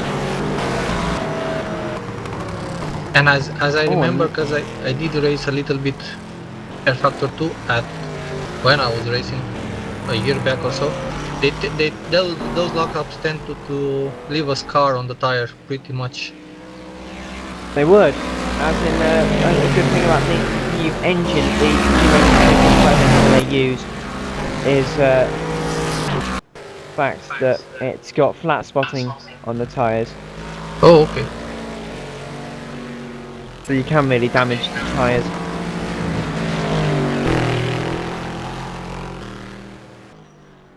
Also, another thing that I want to point out, as far as I saw on the broadcast, as I didn't watch the full broadcast from the beginning, because I'm on an internet data stick, so when I watch a broadcast, my limited G connection plummets to the ground. So it's very expensive here in the country that I am the internet, so I tend to watch a little bit, not very much. But as far as I saw, since this is a multi-class event, I think. No, I think I know. It is a multi-class event. We have GT1, GT2 and GT4 cars on the circuit. In GT1 class we have the Nissan GTR GT1. We have the Chevrolet Perfect. Corvette GT2 car out, like we can see now on screen. And in the GT4 class is the Nissan 370Z vehicle. And speaking of classes, let's go over the top three in each class. In first place is the Sim Racing Spain car of Esteve Rueda. In second is OXXO Racing Norbert Lettner, and Yanwin Ensig is in SVNR GT1. No, it's not. It's now Poseidon Spilt car in third place. In GT2, it's Annie van der Wiel, I think, Marcus Dahlgren and Salvo Sardina in second and third respectively. And in GT4 it is Warren Pipes Maniacs from Utter. And I believe I'm back. And we believe you are. Hello Ron, we have Hello. brought a friend in the commentary box. Hello, Hi there. Mr. Bogan. Oh, okay, Mr. Bogdan. That's fine.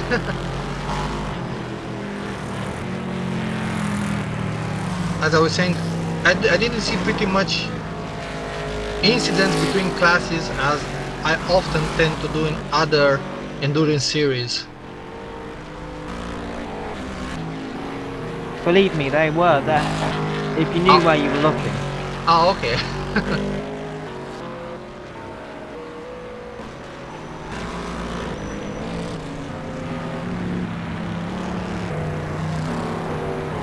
And as the car's still coming round, Ron, have you got anything to add? I don't think so, no. Oh dear, we seem to run out of intelligent things to say. Some might say we never had any. Wait a minute. Hold on, we may have some a little bit left. For example, let's just have a look on the board.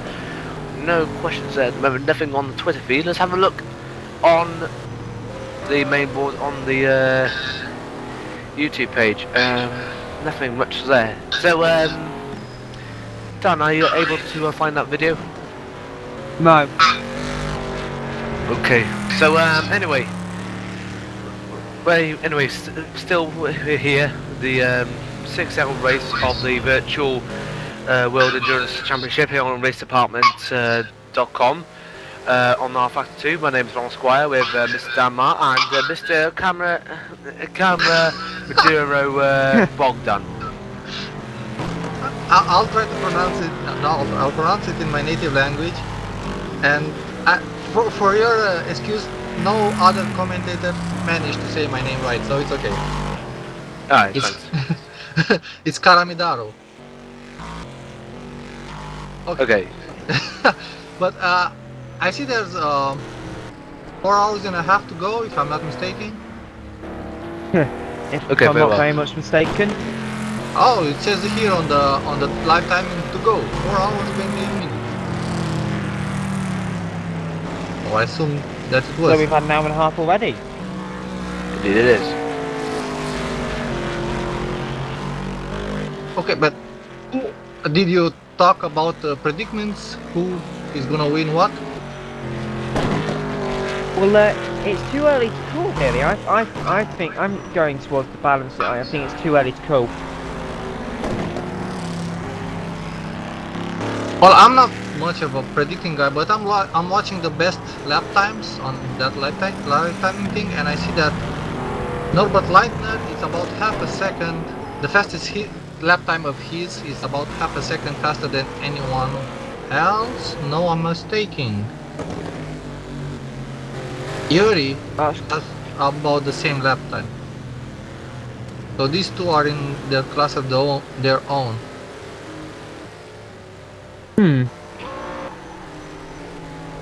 Nothing much happening on my live screen at the moment. We just saw one of the GT1 cars just lock up Yeah, with a ghost speed car behind him, I believe.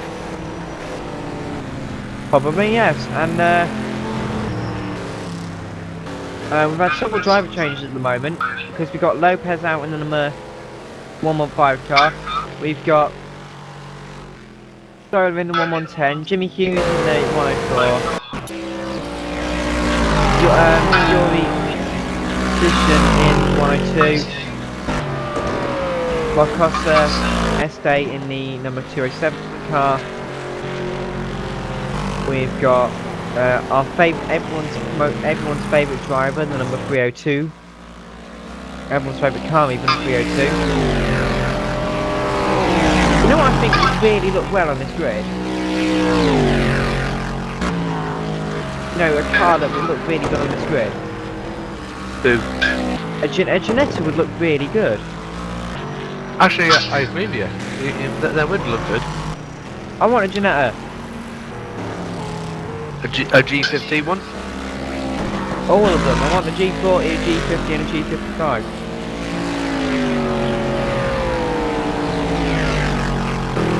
They are great. Yeah.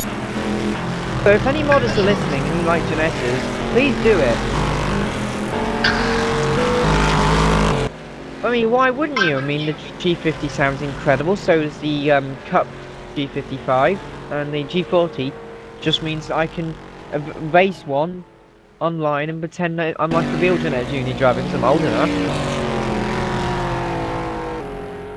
You know, if I had the money, I'd be on the Ginetta Junior grid. Which would be quite nice, wouldn't it? Anyway, moving on. Anyone fancy like playing a game? What's the game about? Why don't we do lines from a film and someone has to guess what the film is, and no googling. Alright. Alright, if you're watching on and you're listening in the chat, I'll get a line from a film, and you can guess in the chat.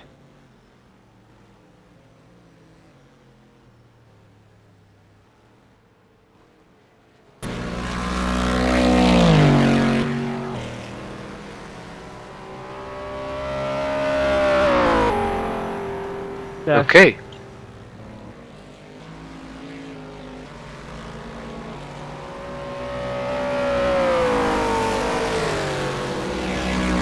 So, who would like to make a line first? I'll do it. Okay, it's on you.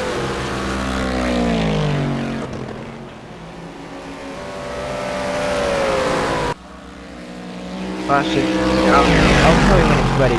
It'll only be a minute or two, but... Alright.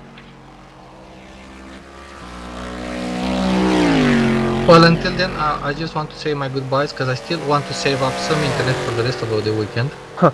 Alright, very well. Thank Alright you then. for having me here. See you You're later doing on. It gets me a pleasure, good to you. Yeah, you're doing a great job alongside it, and thank you very much. Yes, you're welcome. Thank Alright. you for coming along.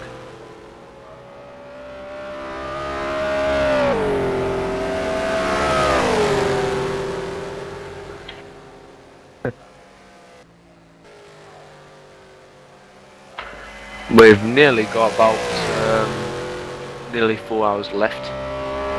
Nearly, but that's only 2 hours gone. Yep.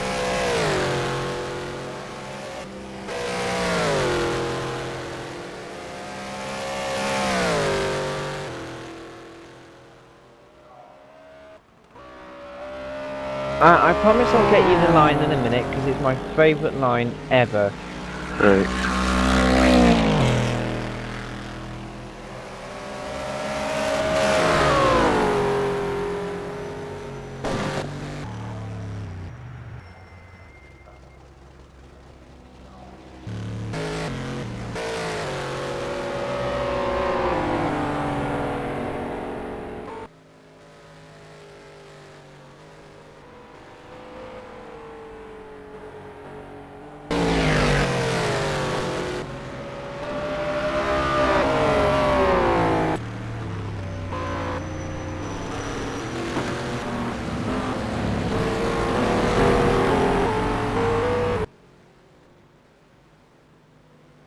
Right, so do you want to carry on with some of the race commentary then, whilst we're...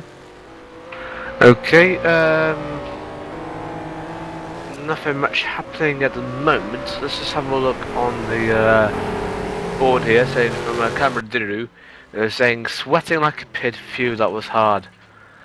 Ah, my God. You've been in the commentary box for about a couple of minutes, and you're already sweating like a pig.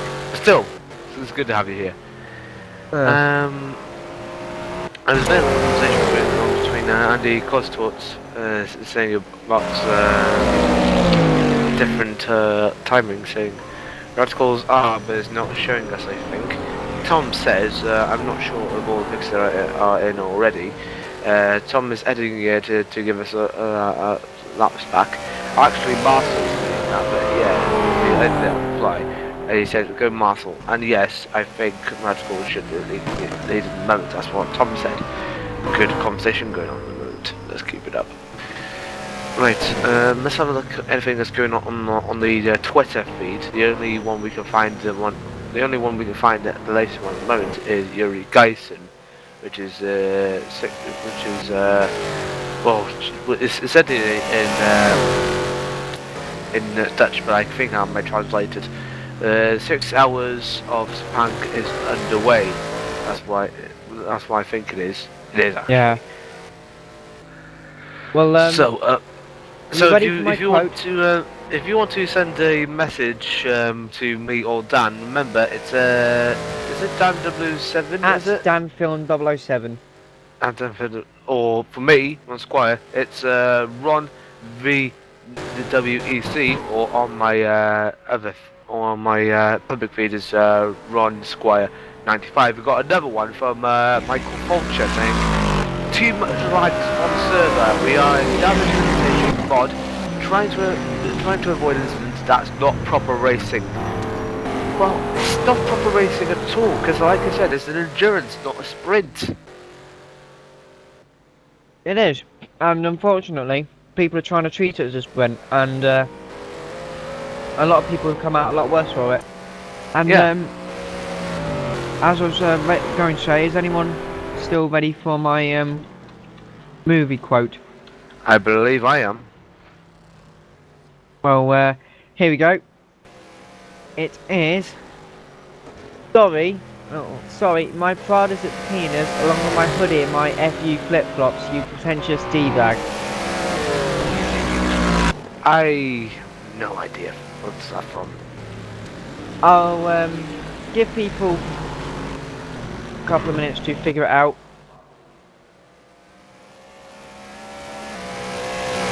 Can you repeat the line? Yeah, actually I'll do it a bit slow. Sorry, my Prada's at the cleaners, along with my hoodie and my FU flip-flops, you pretentious D-bag. I might figure it out sometime soon. Do you get the reference? No, not yet. Right, I'll give people a little while to figure it out, because a very funny line.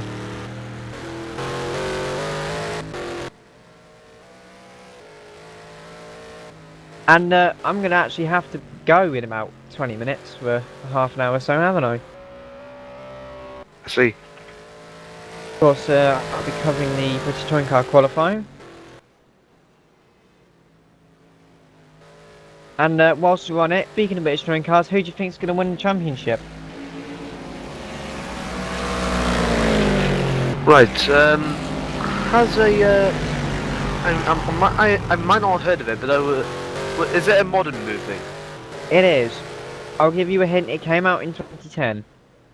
Okay, it came out in 2010. Well, it can't be Despicable Me. No. They don't say FU and D-bag, they say the full word. Yeah. Well, it can't be that Twilight parody. No. No. I don't know if it's a social network.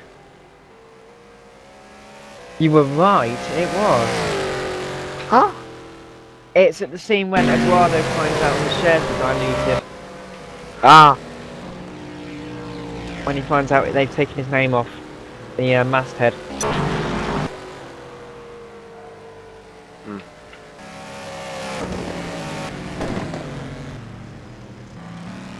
Right, you'll go.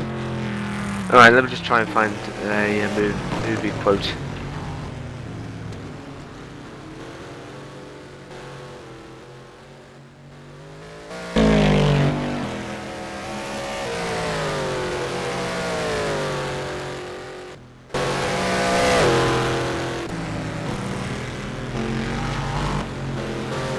It will take a moment, so Dan, if you like to keep talking for a bit. Yeah, I can do, and we've not got much happening on track at the moment. I think we're still looking at the Marcel Vishna. Yes, we are. Goes around the circuit. No, we're not. We're looking at the Okay, David I O'Brien. think I've got a quote, which basically everyone will know, and it should be because it's a 90s film. Is like it's like this. Now don't give away anything, right? Come on, please, come on, over here. No way, you ain't got me back your walls. Come on. I mean, you walk up, you're limping back. You walk home, you're limping back. I mean, you go like that, it ain't no easy win, Edward. I don't get it. Well, we'll try and figure it out. It's a 90s film. It's a comedy film. Can you say it without speaking stupidly? Sorry? Can you say, oh dear, there's been a jump between Tweaker and someone, Eric Tvit. Oh. Which is not good. But yeah, say it again properly. Actually, I'll give you another clue. It's from 1996, and it stars and it stars an actor with the surname going by the name of Murphy. Oh, and Tvit's gone round again. And to put it into context, no, I don't. Could it be Forrest Gump? No, Forrest Gump has Tom Hanks. I'm looking for a actor's surname by the surname of Murphy. Is it Eddie Murphy? Eddie Murphy, but what's the film? I haven't a clue because I was barely born in '97. And 97. to fit into the pit lane, Tvit is actually in his pit box, so you're gonna lose quite a lot of time there. Okay, so I'll just give you the name of the film anyway. It's called The Nutty Professor. The what now? The Nutty Professor. I've never heard of that before. Oh. Oh my god. Alright, anyway, let's just carry on with this, carry on with this. Actually, let me find another quote. Okay, so, let's just find a movie quote there you, one after that, hold on.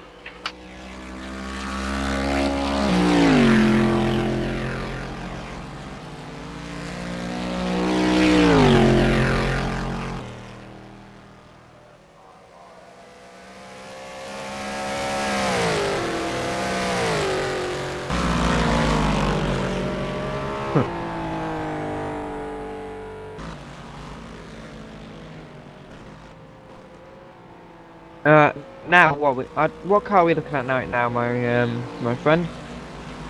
The car I'm looking at the moment is between two Corvettes, but still, I'm looking for a movie quote.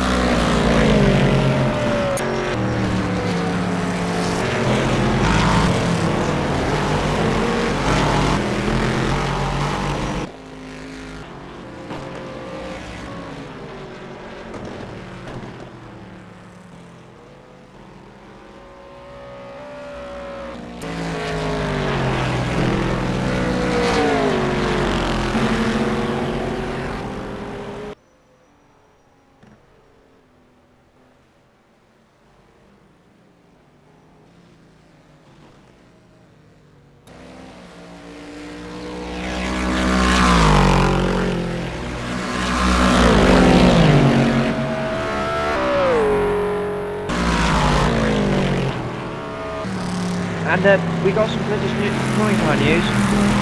Oh, what is it? Aaron Smith will be missing qualifying due to the crash he had. Oh.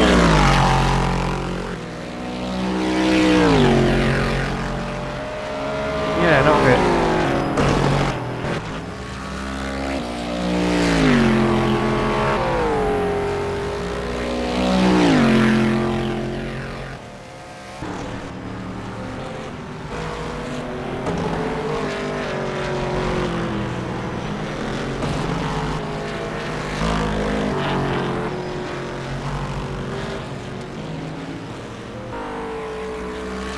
Okay, I found a really long quote, but it was Go on, from then.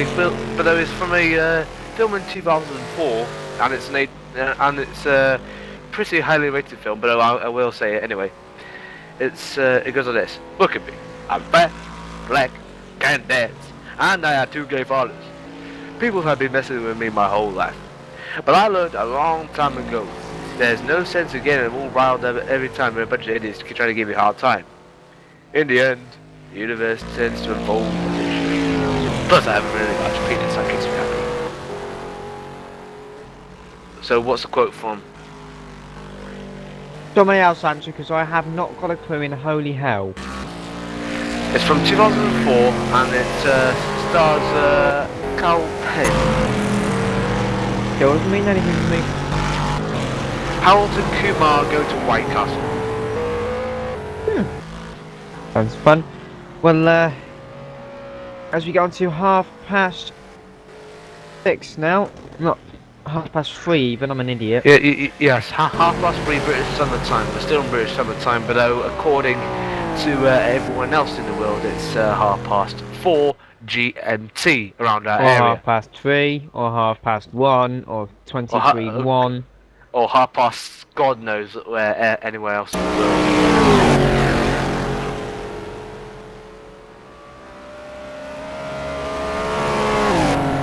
I've got an interesting question. Okay, what is it? It's a British touring car one, so are you a big fan of the British Touring Car Championship? I watched some races. Okay, so you're not the best person to answer. So at the last round at Silverstone, who won the races? I haven't watched that race, but I'll try and guess. Did one of them has one of them been won by Gordon Shedden? Yes, one was. Okay, that's good. I don't know if Jason Plato won. Yes, he did. You've won. Ah!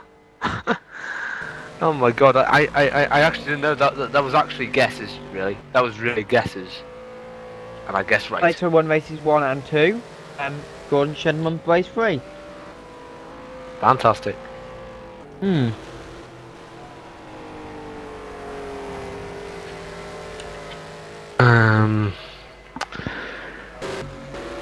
Right, let's just have a look. Right, I'm going to ask you an F1 question. Let me just try and find a race you might know or might not know, but I'll try and find one here.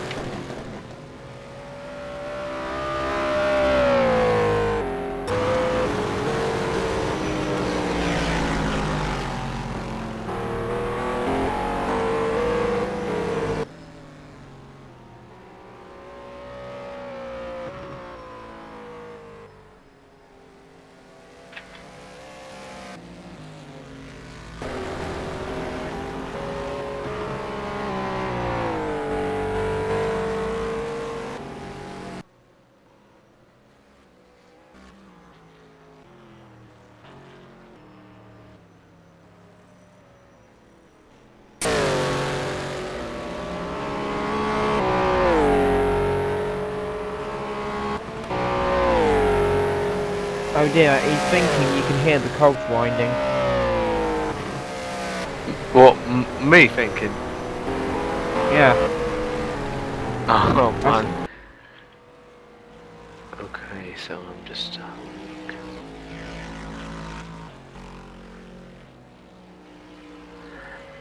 okay, here we go. Right, this is an F1 question from the Belgian Grand Prix of 1998. Now, mind you, this is after the restart. So, now this is a question: who has taken David Coulthard off just after the restart, just coming out of Les Combes? Michael Schumacher. No, that was Oh. that was before. Who took him out? He's from Austria. Alex Burt. Yeah, Oh, there's been a spin for Enrique's. yeah, and it was only a good clue anyway because the only Austrian in that year was Alexander Wirtz. And But anyway, the let's carry winners were, I believe, the winners were Damon Hill and Ralf Schumacher, 1 and 2 for Jordan Racing. Yeah, Jordan Grand Prix. But though Damon had to win ahead of Ralf Schumacher because of team orders. Yep. And John Lacey finished third. Oh. Which frankly, might have been his last podium, wasn't it? Yeah, it was his last ever win. No, his last ever podium. Because he only scored 1 win. Oh, no, I thought you meant... Yeah, it would be. So anyway, let's carry on. We've basically got about 4 hours left. 3 hours left. 4 hours about, yeah. Okay. Let's have a look on the race time board. Nothing much said here at the moment. Let's have a look on. Is the server actually broken? I don't believe. I don't think so. No. Fix it. Do you want to go through the race order? Right. No, this in a few moments, but just having a look on Twitter, and there's a message from Tanbeer Terrence says, "Wow, this coverage is bad. At the racing, let's just talk about movies and other irrelevant shit." Look, man, it's an endurance race. We are gonna get bored, so please quit your whining.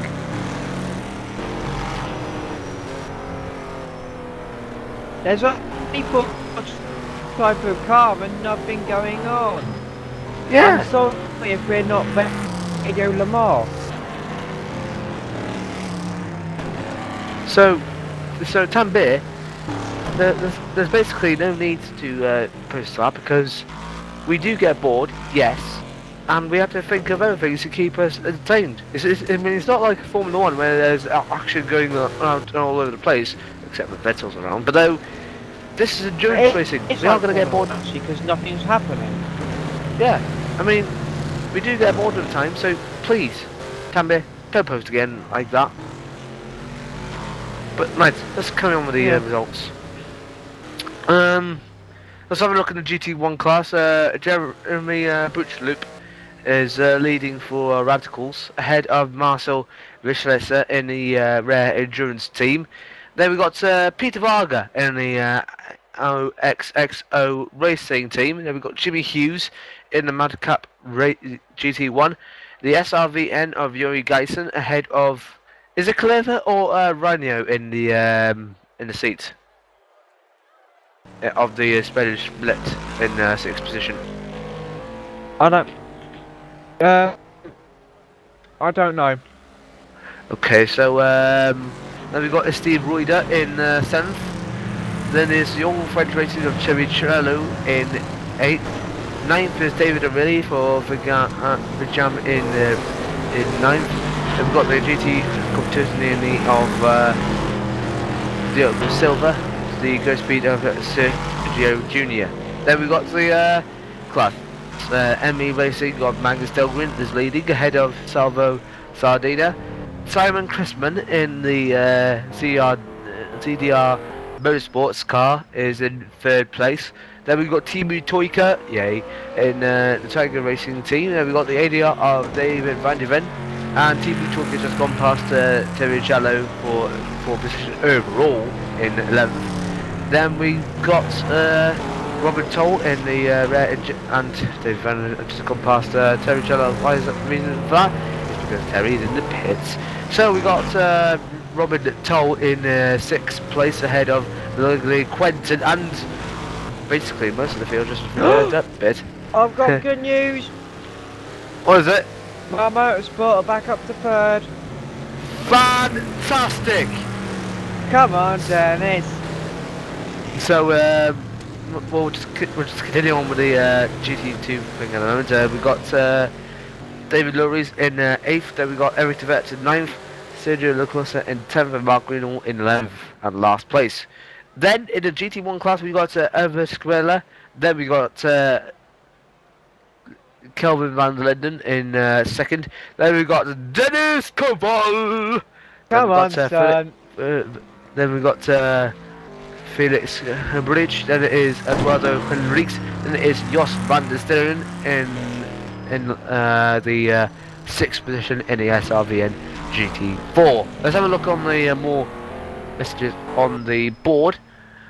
Well, you know, I was sorry to interrupt, but you know, I was talking about Aaron Smith had that role earlier. Yeah. But well, if you go onto touringcartimes.com, they've uploaded pictures of the incident happening. It is a massive shunt. Well, was it much more epic than how Gabriel Tarquini rolled his car back No, in 1994? he didn't roll it all the way up. It was just he half rolled it and he's on his side. It's a big shunt. Okay, so it's Silverstone. No. That was the other crash. No, just go on to touringcartimes.com. You'll see Aaron Smith shaken and stirred.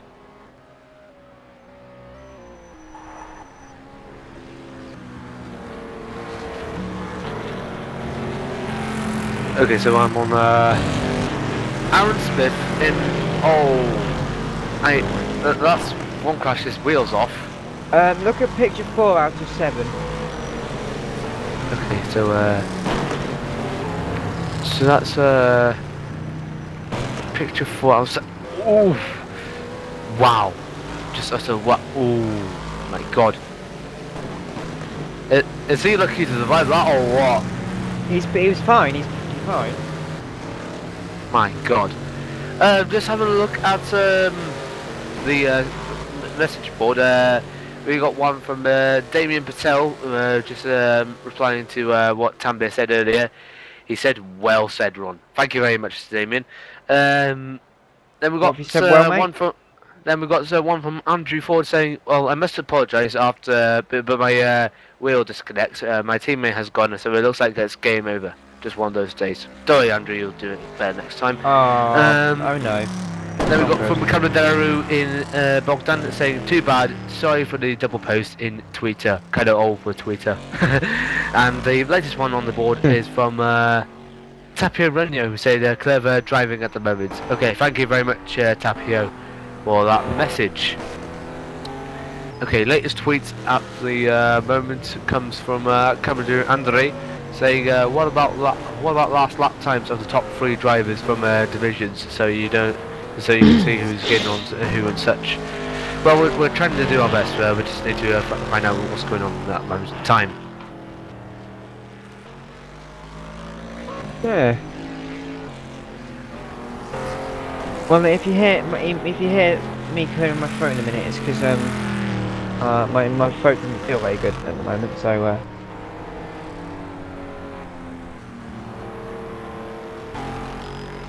but I'm afraid I'm gonna have to go in 5 minutes or so.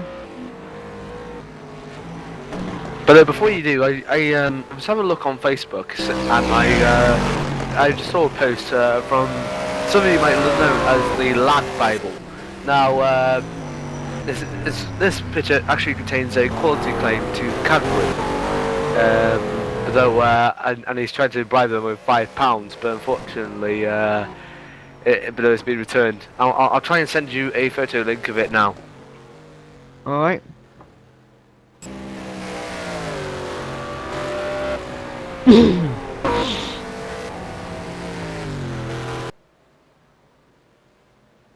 There we go. Alright, I'll check it in a minute.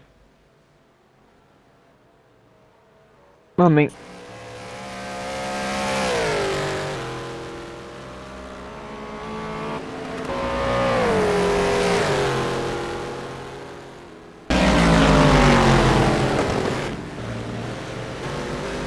Oh dear.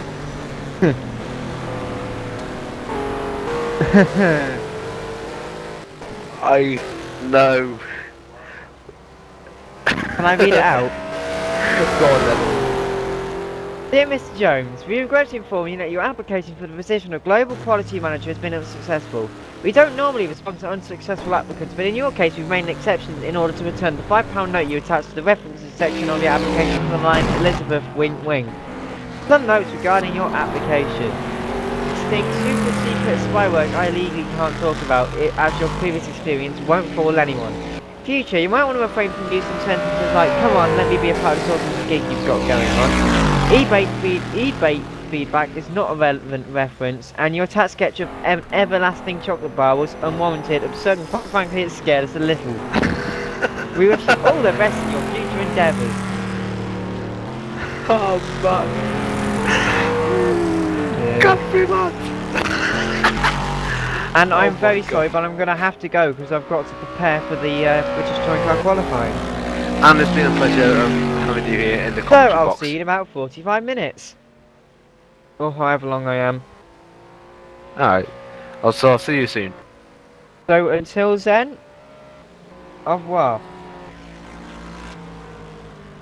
So, you just left with me in the commentary box for now. Let's just have a look on the board at this moment in time.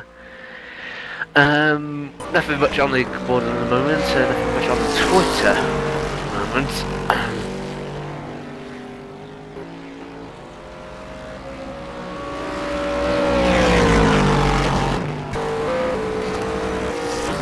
So let's just have a look at what's going on the chat board on YouTube.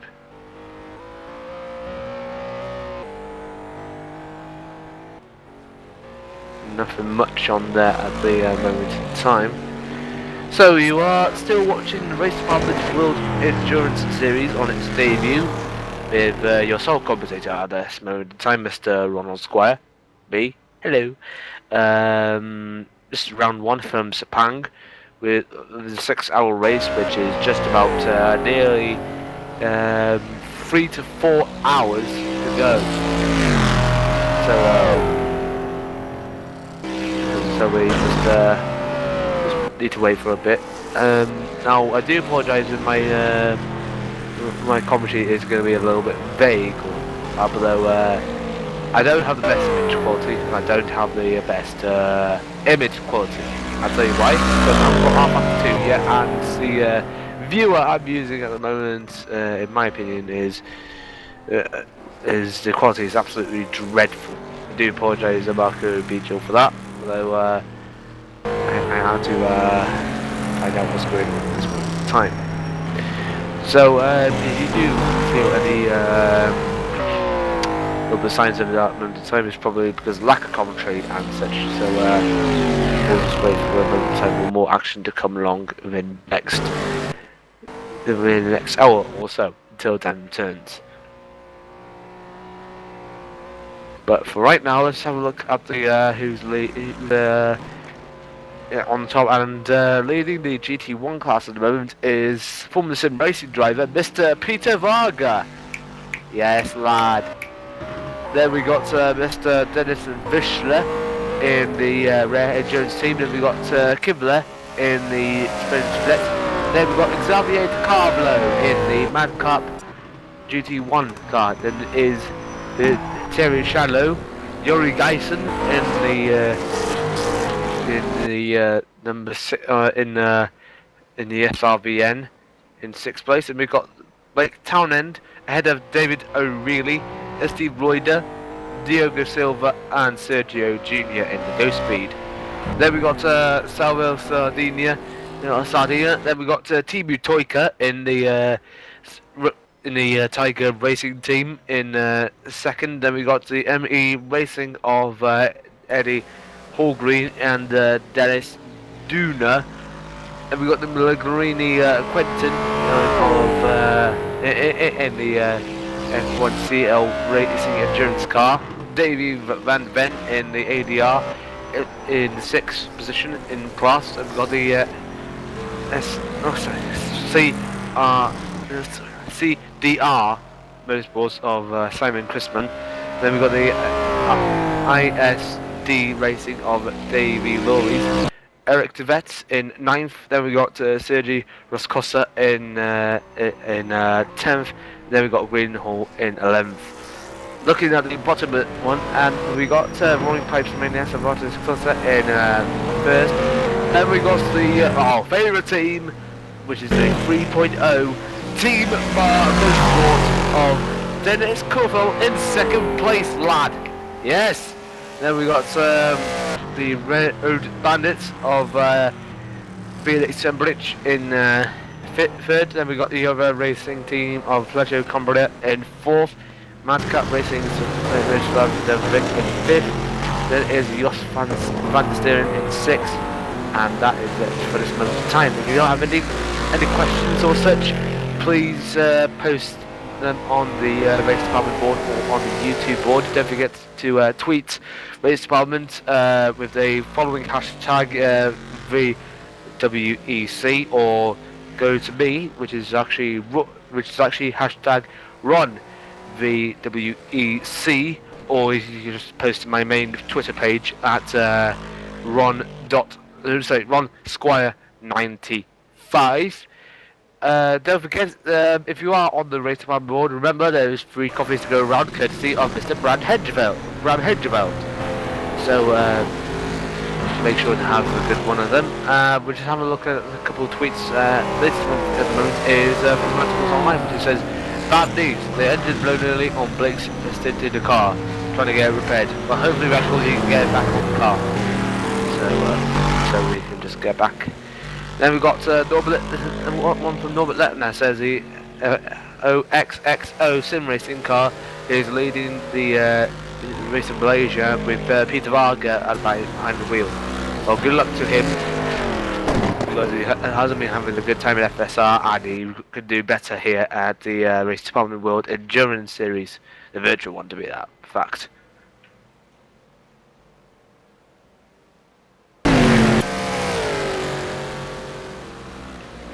So, nothing much going on here at the moment in time. We'll have to wait soon.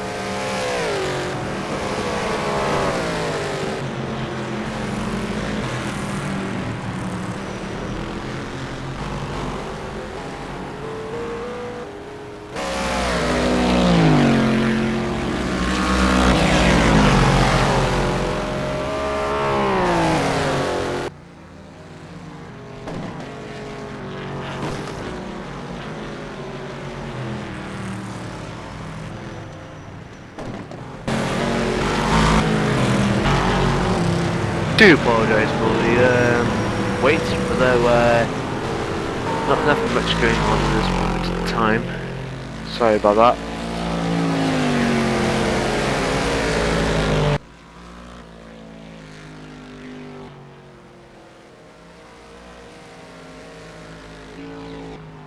We should be back to normal surface soon.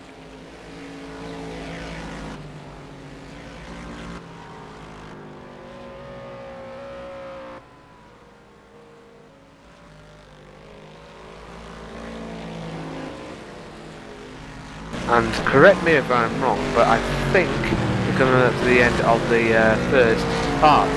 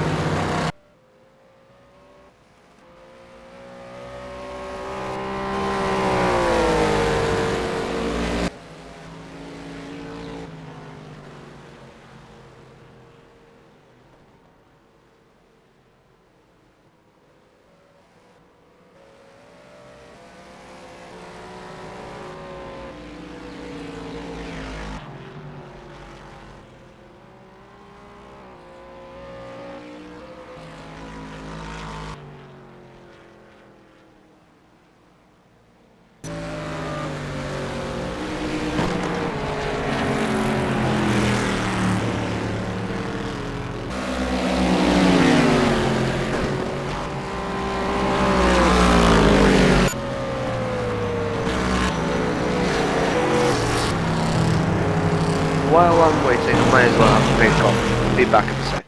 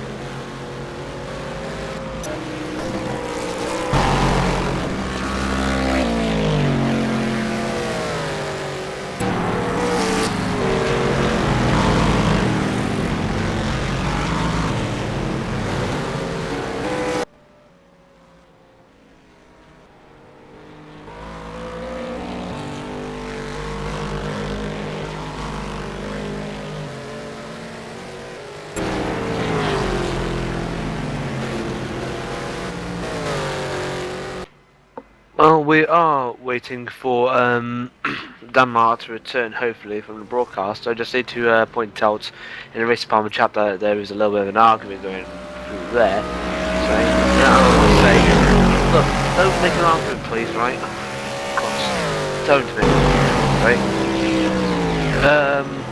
Let's have a look on the Twitter page.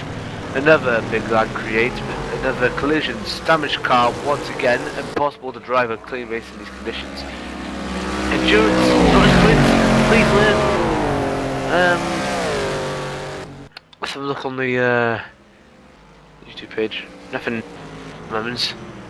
And unfortunately nothing on my thing. Come on, I need some words here. God.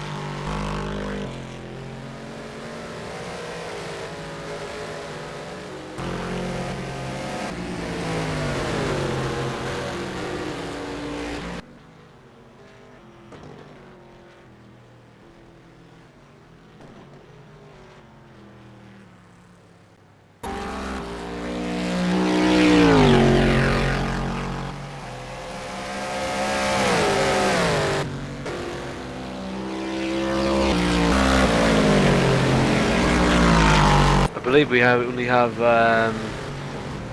2.5 hours left to play. Still watching the Virtual World Endurance Championship here on Racedepartment.com, the first ever race for rFactor 2. With myself on Squire. Dan Mar has just left for a bit, a little bit bit of BTCC, but we'll be back soon. Nothing much else going on at the moment. We just saw a GTR just come out of the pits. That is all for the moment. We'll be back soon.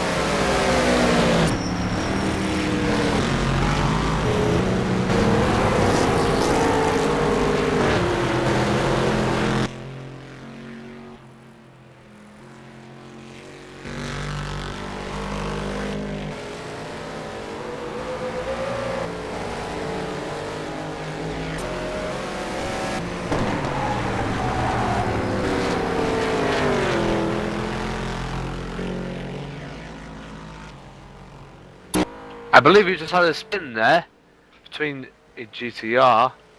Can't say who it is, but we'll find out soon. Again, do apologise for the delay. A little bit dozing out.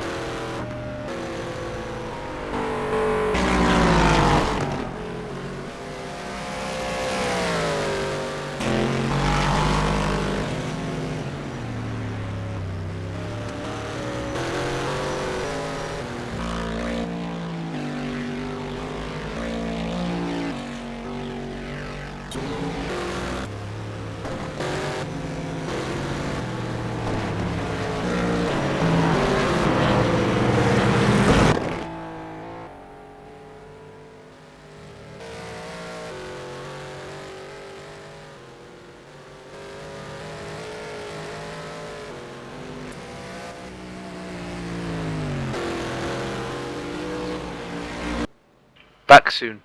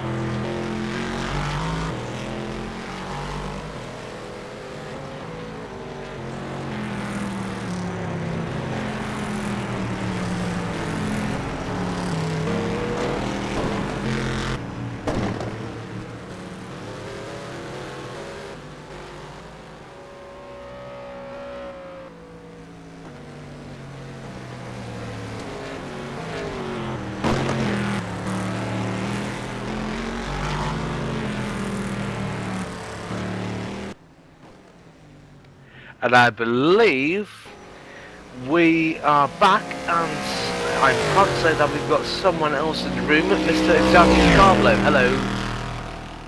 Hi Ron, how you doing, man?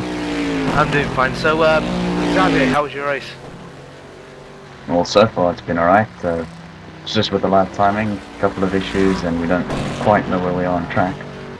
But with a lot of calculations and maths, we can sort of tell the drivers where they are in relation to the guys ahead and the guys behind. Our stints have been good. We've been the fastest cars for a few laps, and been closing in on the leaders. In the GT4, of course, early on in the race, we kept having Kelvin spinning off a few times, but he's come right again. Miroslav is now in the GT4 car and putting in some pretty good laps. We've got Timo's spot now back in the car. I've just finished my stint and come into the booth. Yay. So, while Dan Martin's waiting, do you want to stay here in the booth and help me along with some commentary for a bit? Or are you going back to your box? I can help you out, but it would be for a very short time. Anytime will be good. Yeah, that's right. Alright. So, anyway, sorry for being away for so long. Although we did have a little bit of a conversation. So we are back. I'm on Squire, and we just recently got Xavier Carlo in the booth. Let's have a look on the live timing at the moment. Peter Varga is leading for OXXO Racing in first place. We've got Malaysia in second. Then we've got Kibler in the split in third. Then we've got the Madcap of Thomas Forth in fourth position. Bit of coincidence there. Then we've got Big Jam Racing of David O'Reilly in fifth. Michael Fulcher in the Old French Racing in sixth. Yanwin Insing in the SRBN GT1 is in seventh. Eighth is Radicals Blake Townend.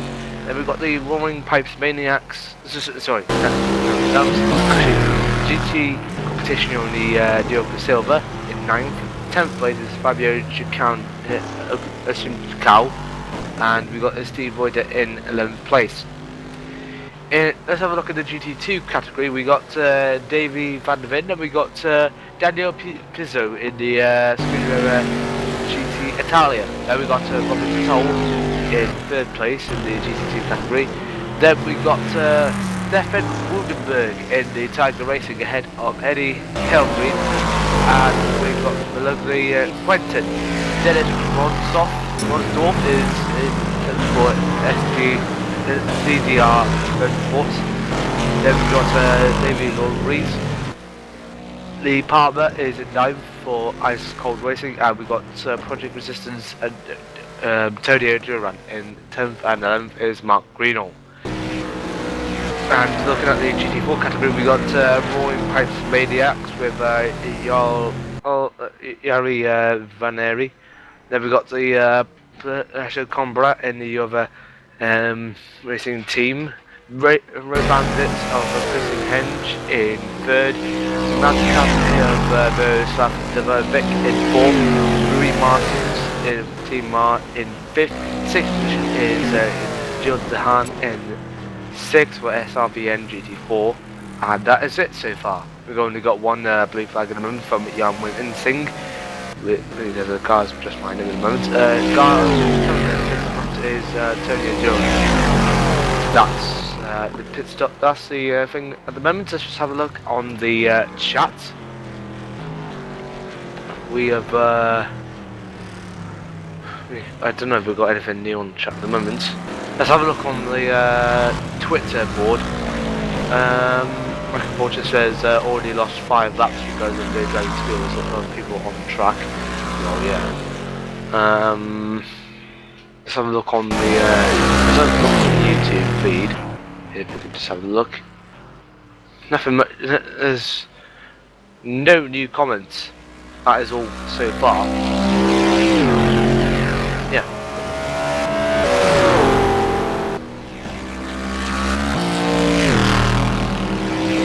Yeah, I must just say that there's lag problems to be affecting more people than others.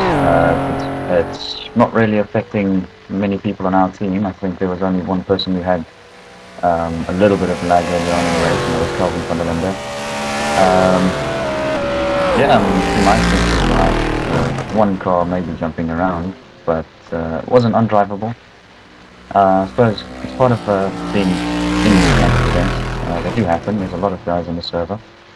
To be honest, this has been a brilliant event so far. Driving standards from quite a few of the slower cars than the GT ones have been great at moving over, and the racing so far has seemed pretty interesting. Okay, thank you very much, Xavier. Well, we've got nothing actually new going on at the moment. We just need to wait for something else to come along. So just please hang on for a bit.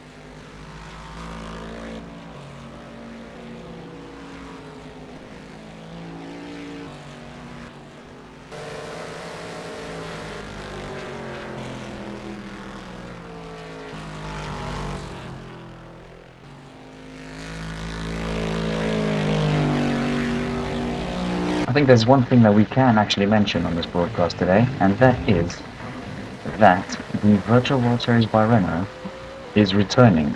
Oh! Okay, no, never mind. There's a car that has spun a little while ago. I'm not quite sure who it is. It looked like the Emmy racing car. Yeah, he's got it back on track. Yeah, we've got the Virtual World Series by Renault returning. It's going to be a 2 championship series. We have the Clio series, which is now returning after such a successful season last year. And we've also got a new addition to the Virtual World Series by Renault, which is a Formula Renault 3.5 championship. And more details are going to be released today. Sign-ups will be opening today for the Clio championship. So those of you who are interested in some very close front-wheel drive racing, then sign-ups are open today, and head over to the forums. It's under the Virtual World Series by Renault sub-forum, and sign up. We look forward to having all of you, if possible, trying to enter the championship. There will be more details released closer to the time of each event, and within the coming weeks we'll have also some more information on that. I know the Formula Renault 3.5 series is the first Formula series that Racedepartment is doing on their service, and it's the first time we're using a Formula series on rFactor 2 at Racedepartment as well. So if you want to be a part of the first ever Formula series run on rFactor 2 at Racedepartment, then sign up again. I'm not quite sure when the Formula Renault 3.5 sign-ups are going to be open, but yeah, as I said earlier, Clios are open today. Right, I'm proud to announce to welcome back into the commentary booth, Mr. Dan Marr. Hello, Dan. Hello. So, how was your commentary on the BTCC? A nightmare. Real nightmare? My throat hurts. Wow. So, me and Xavier were just talking about series. Speaking of series, the Formula Sim Racing, the World Series, is about to. Is it starting today, or is it tomorrow? Was it, no, it's starting today, I think. Is What's today? The Formula Sim Racing World Series. Well, I think the big races are usually on a Sunday, but Yeah, I'm talking about the World Series before, just between World Trophy and World Championship. I'm talking about the World Series. God knows. Well, just to let you know that the World Series will be on within just about nearly in an hour's time. So if in about an hour's time, if you want to watch Formula Sim Racing, then just join them over. You can join Lewis or Scott for that.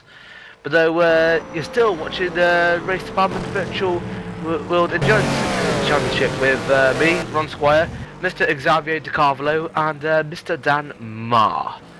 So let's just have a look at the. Actually, you know what will be fun? We could just do each class. I'll do GT1. Xavier, you can do GT2, and Dan can do GT4. Okay, so let's just have a look at the GT1 category at the moment. OXXO Racing of Peter Barger is still leading, ahead of Dennis Vischer in the endurance team. Then we got Thomas Fourth in the Madcap GT1. And then it is Split in the Kevlar. It's Kevlar in the Split in 4th position. Michael Fulcher in the All Racing in 5th. It's all French Racing. My God, I need to get my sentence right. David O'Reilly in the Big Jam Racing is 6th. 7th is Blake Townend, Richard Matthews, currently got a blue flag. Jan Wim Insing is in 8th, ahead of Diogo Silva in 9th. And then we got Fabio Dao in Great Speed in 10th place, and we got Isti Ruida in 11th in the Sim Racing Spain. Okay, so Xavier, if you'd like to do GT2, please. Yeah, I'll be doing my best. I'm not quite sure how accurate they are at the moment. There's a lot of GT1 cars who are placed further down in the field than what I think they really are. But yeah, let's give it a go. First we have ADR Racing with Baby Van der Ven in that car. Second, Scuderia Gitalia with Daniel Pizzo. We've then got the Rare Endurance Team 2 with Robin Toll in that car. F1CR Racing Endurance, Migliorini Quinton in that car. CDR Motorsports, Dennis Ronsdorf, Emmy Racing, Eddie Holgren, and Tiger Racing with Stefan Gutenberg. Then we've got a little bit further down, not quite sure whether this is actually where they're placed, but ISD Racing with David Lowry is in 8th place. 9th is Ice Cold with Lee Palmer, and 10th with Project Resistance Racing, Antonio Duran is in that car. In 11th place, and out of the race unfortunately, TXL Racing with Mark Greenall. Thank you very much, Xavier. GT3. Thank you very much, Xavier. Sorry about that. Thank you very much, Xavier. And now, Dan Marr, if you'd like to do GT4 category, please. Yeah, I can do. GT3, roughly 2 seconds. Wait. The GT4 classification then. Archer. Yo. Trust you. Give me the name I can't say. Arthur. How do you say it? Siskula. Siskula, alright then. Arthur Siskula is in third in GT4 for the Roaring Pipes Maniacs team in 19th place overall. Second place in class is Walter Cardoso in the Joker Racing team car. In third in class is Road Bandits with Christian Heng driving that. In fourth is Mar Motorsport, go me, with Rui Martin on board. The Mad Cape GT4 team are in fifth with Miroslav Dadovic in fifth, and sixth is SRVN GT4 with Jill Tahan in that car. Thank you very much, Dan. Let's just have a look on the message board, shall we? Can I ask you a question? Yeah. Has it rained yet? I really don't know, to be honest. No, it hasn't rained. Okay, so let's just have a look on the message boards. Nothing new there. We're having a look at the tweets though. Shaybit says someone the commentator. Well, I will say it. I can say it once. I'll say it again. I do apologise for the lack of tweets. So we haven't had. I don't know if I had much action on it, but I don't know why. I don't have rFactor 2, and I can only view by the viewer, which unfortunately the quality I could find, which is actually fast, is really terrible. So I do Which is usually why I end up talking over them. Sorry? Because I can see what's happening. Which is why I usually end up talking over you, because I can see what's happening. Yeah.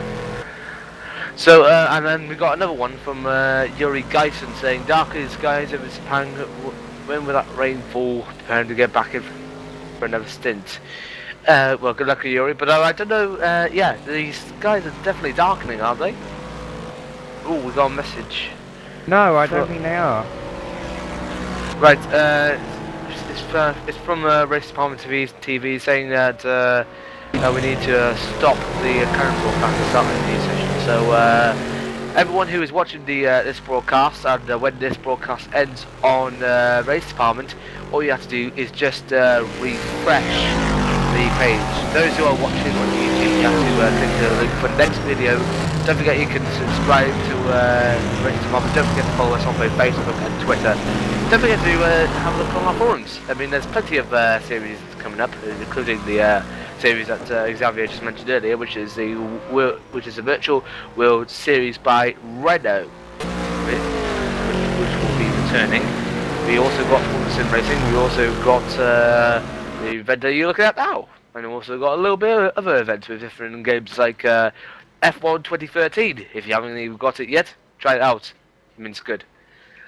Well, when I say it's good, I mean I've only seen the previews. I haven't got the game for it yet. I mean, there's different other games on there as well, like Euro Truck Simulator, game in stock car, games like that, including vintage games as well. So everyone has it on there. Well, say Yeah. yeah. So, So I'm going to ask you a really stupid question. A lot of people probably be bored by this now. But Fire what's away. happening with the Virtual World Series by Renault? Because I didn't catch any of it. Well, I catched a little bit of it. Well, we are in the background, well actually right now, just released the sign-up thread for the Virtual World Series by Renault Season 3 Clios. And as I mentioned earlier, that would be open today, and right now it is open. We have taken a completely new approach to the Virtual World Series by Renault by introducing a series that will run alongside the Clios. And for the first time ever at Racedepartment in rFactor 2, we will be racing in a league the Formula Renault 3.5s. And that will be the Formula part of the Harley World Series by Renault, or Virtual World Series by Renault. And for those of you who love the fun and exhilaration of a front-wheel drive championship, we have the Clios, of course. So there you have it, a Formula series, which is particularly known mostly around the world as an open wheel series, is going to be returning under the name of the Virtual Wheel Series by Renault. Last time that Racedepartment hosted an open wheel series was, of course, the Racedepartment Open Wheel Championship, which was hosted on the Game Stock Car 2012 using the Formula 3 cars, and now it's returning on rFactor 2. What's good news?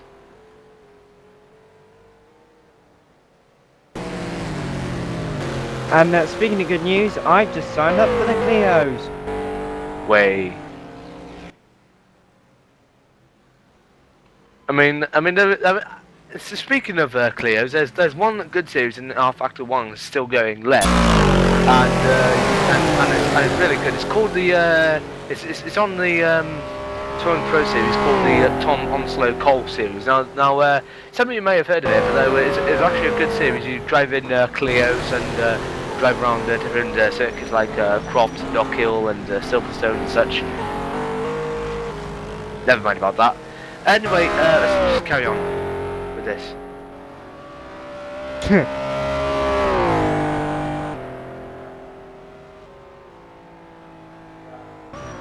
Yeah, let's getting back onto the race at hand. Some might say we've currently got Louis Martins and Mr. Duran in the pit lane. Of course, Peter Varga still in the lead. Mr. Peter Varga. Yeah.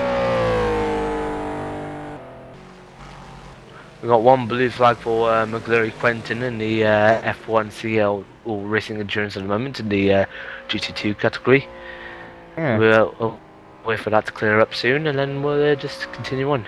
The closest battle I can find on the track at the moment is I can't find it on screen. Home. Closest battle I can find. It's gonna be a while to find it. Yeah. In other news, Mark Motorsport looking for new drivers. If you want to drive in the Clear Cup Series, give me a shout.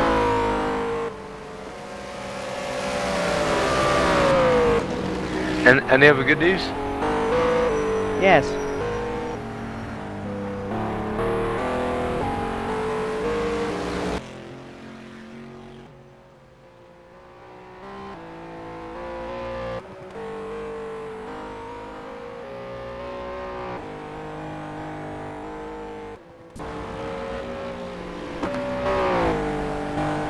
Moving on to back onto the endurance race, and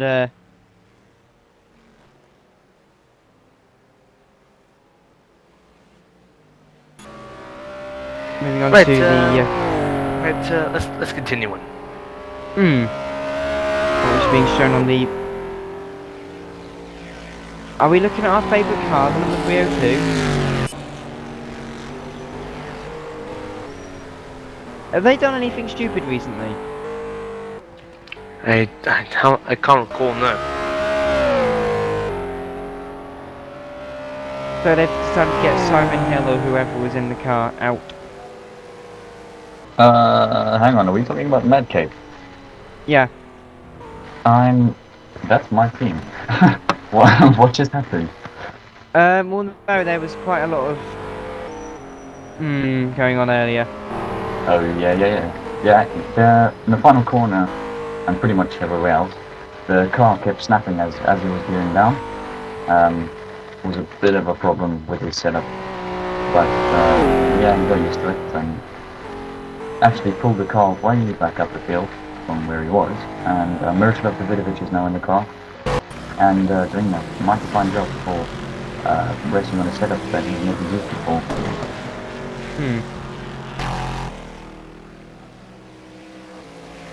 Yeah, I suppose.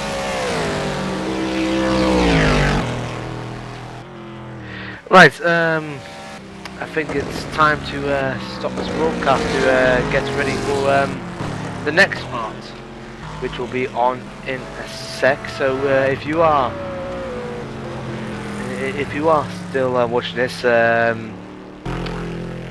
on the race department, don't forget to refresh the page once the broadcast is over. If you're still watching it on YouTube.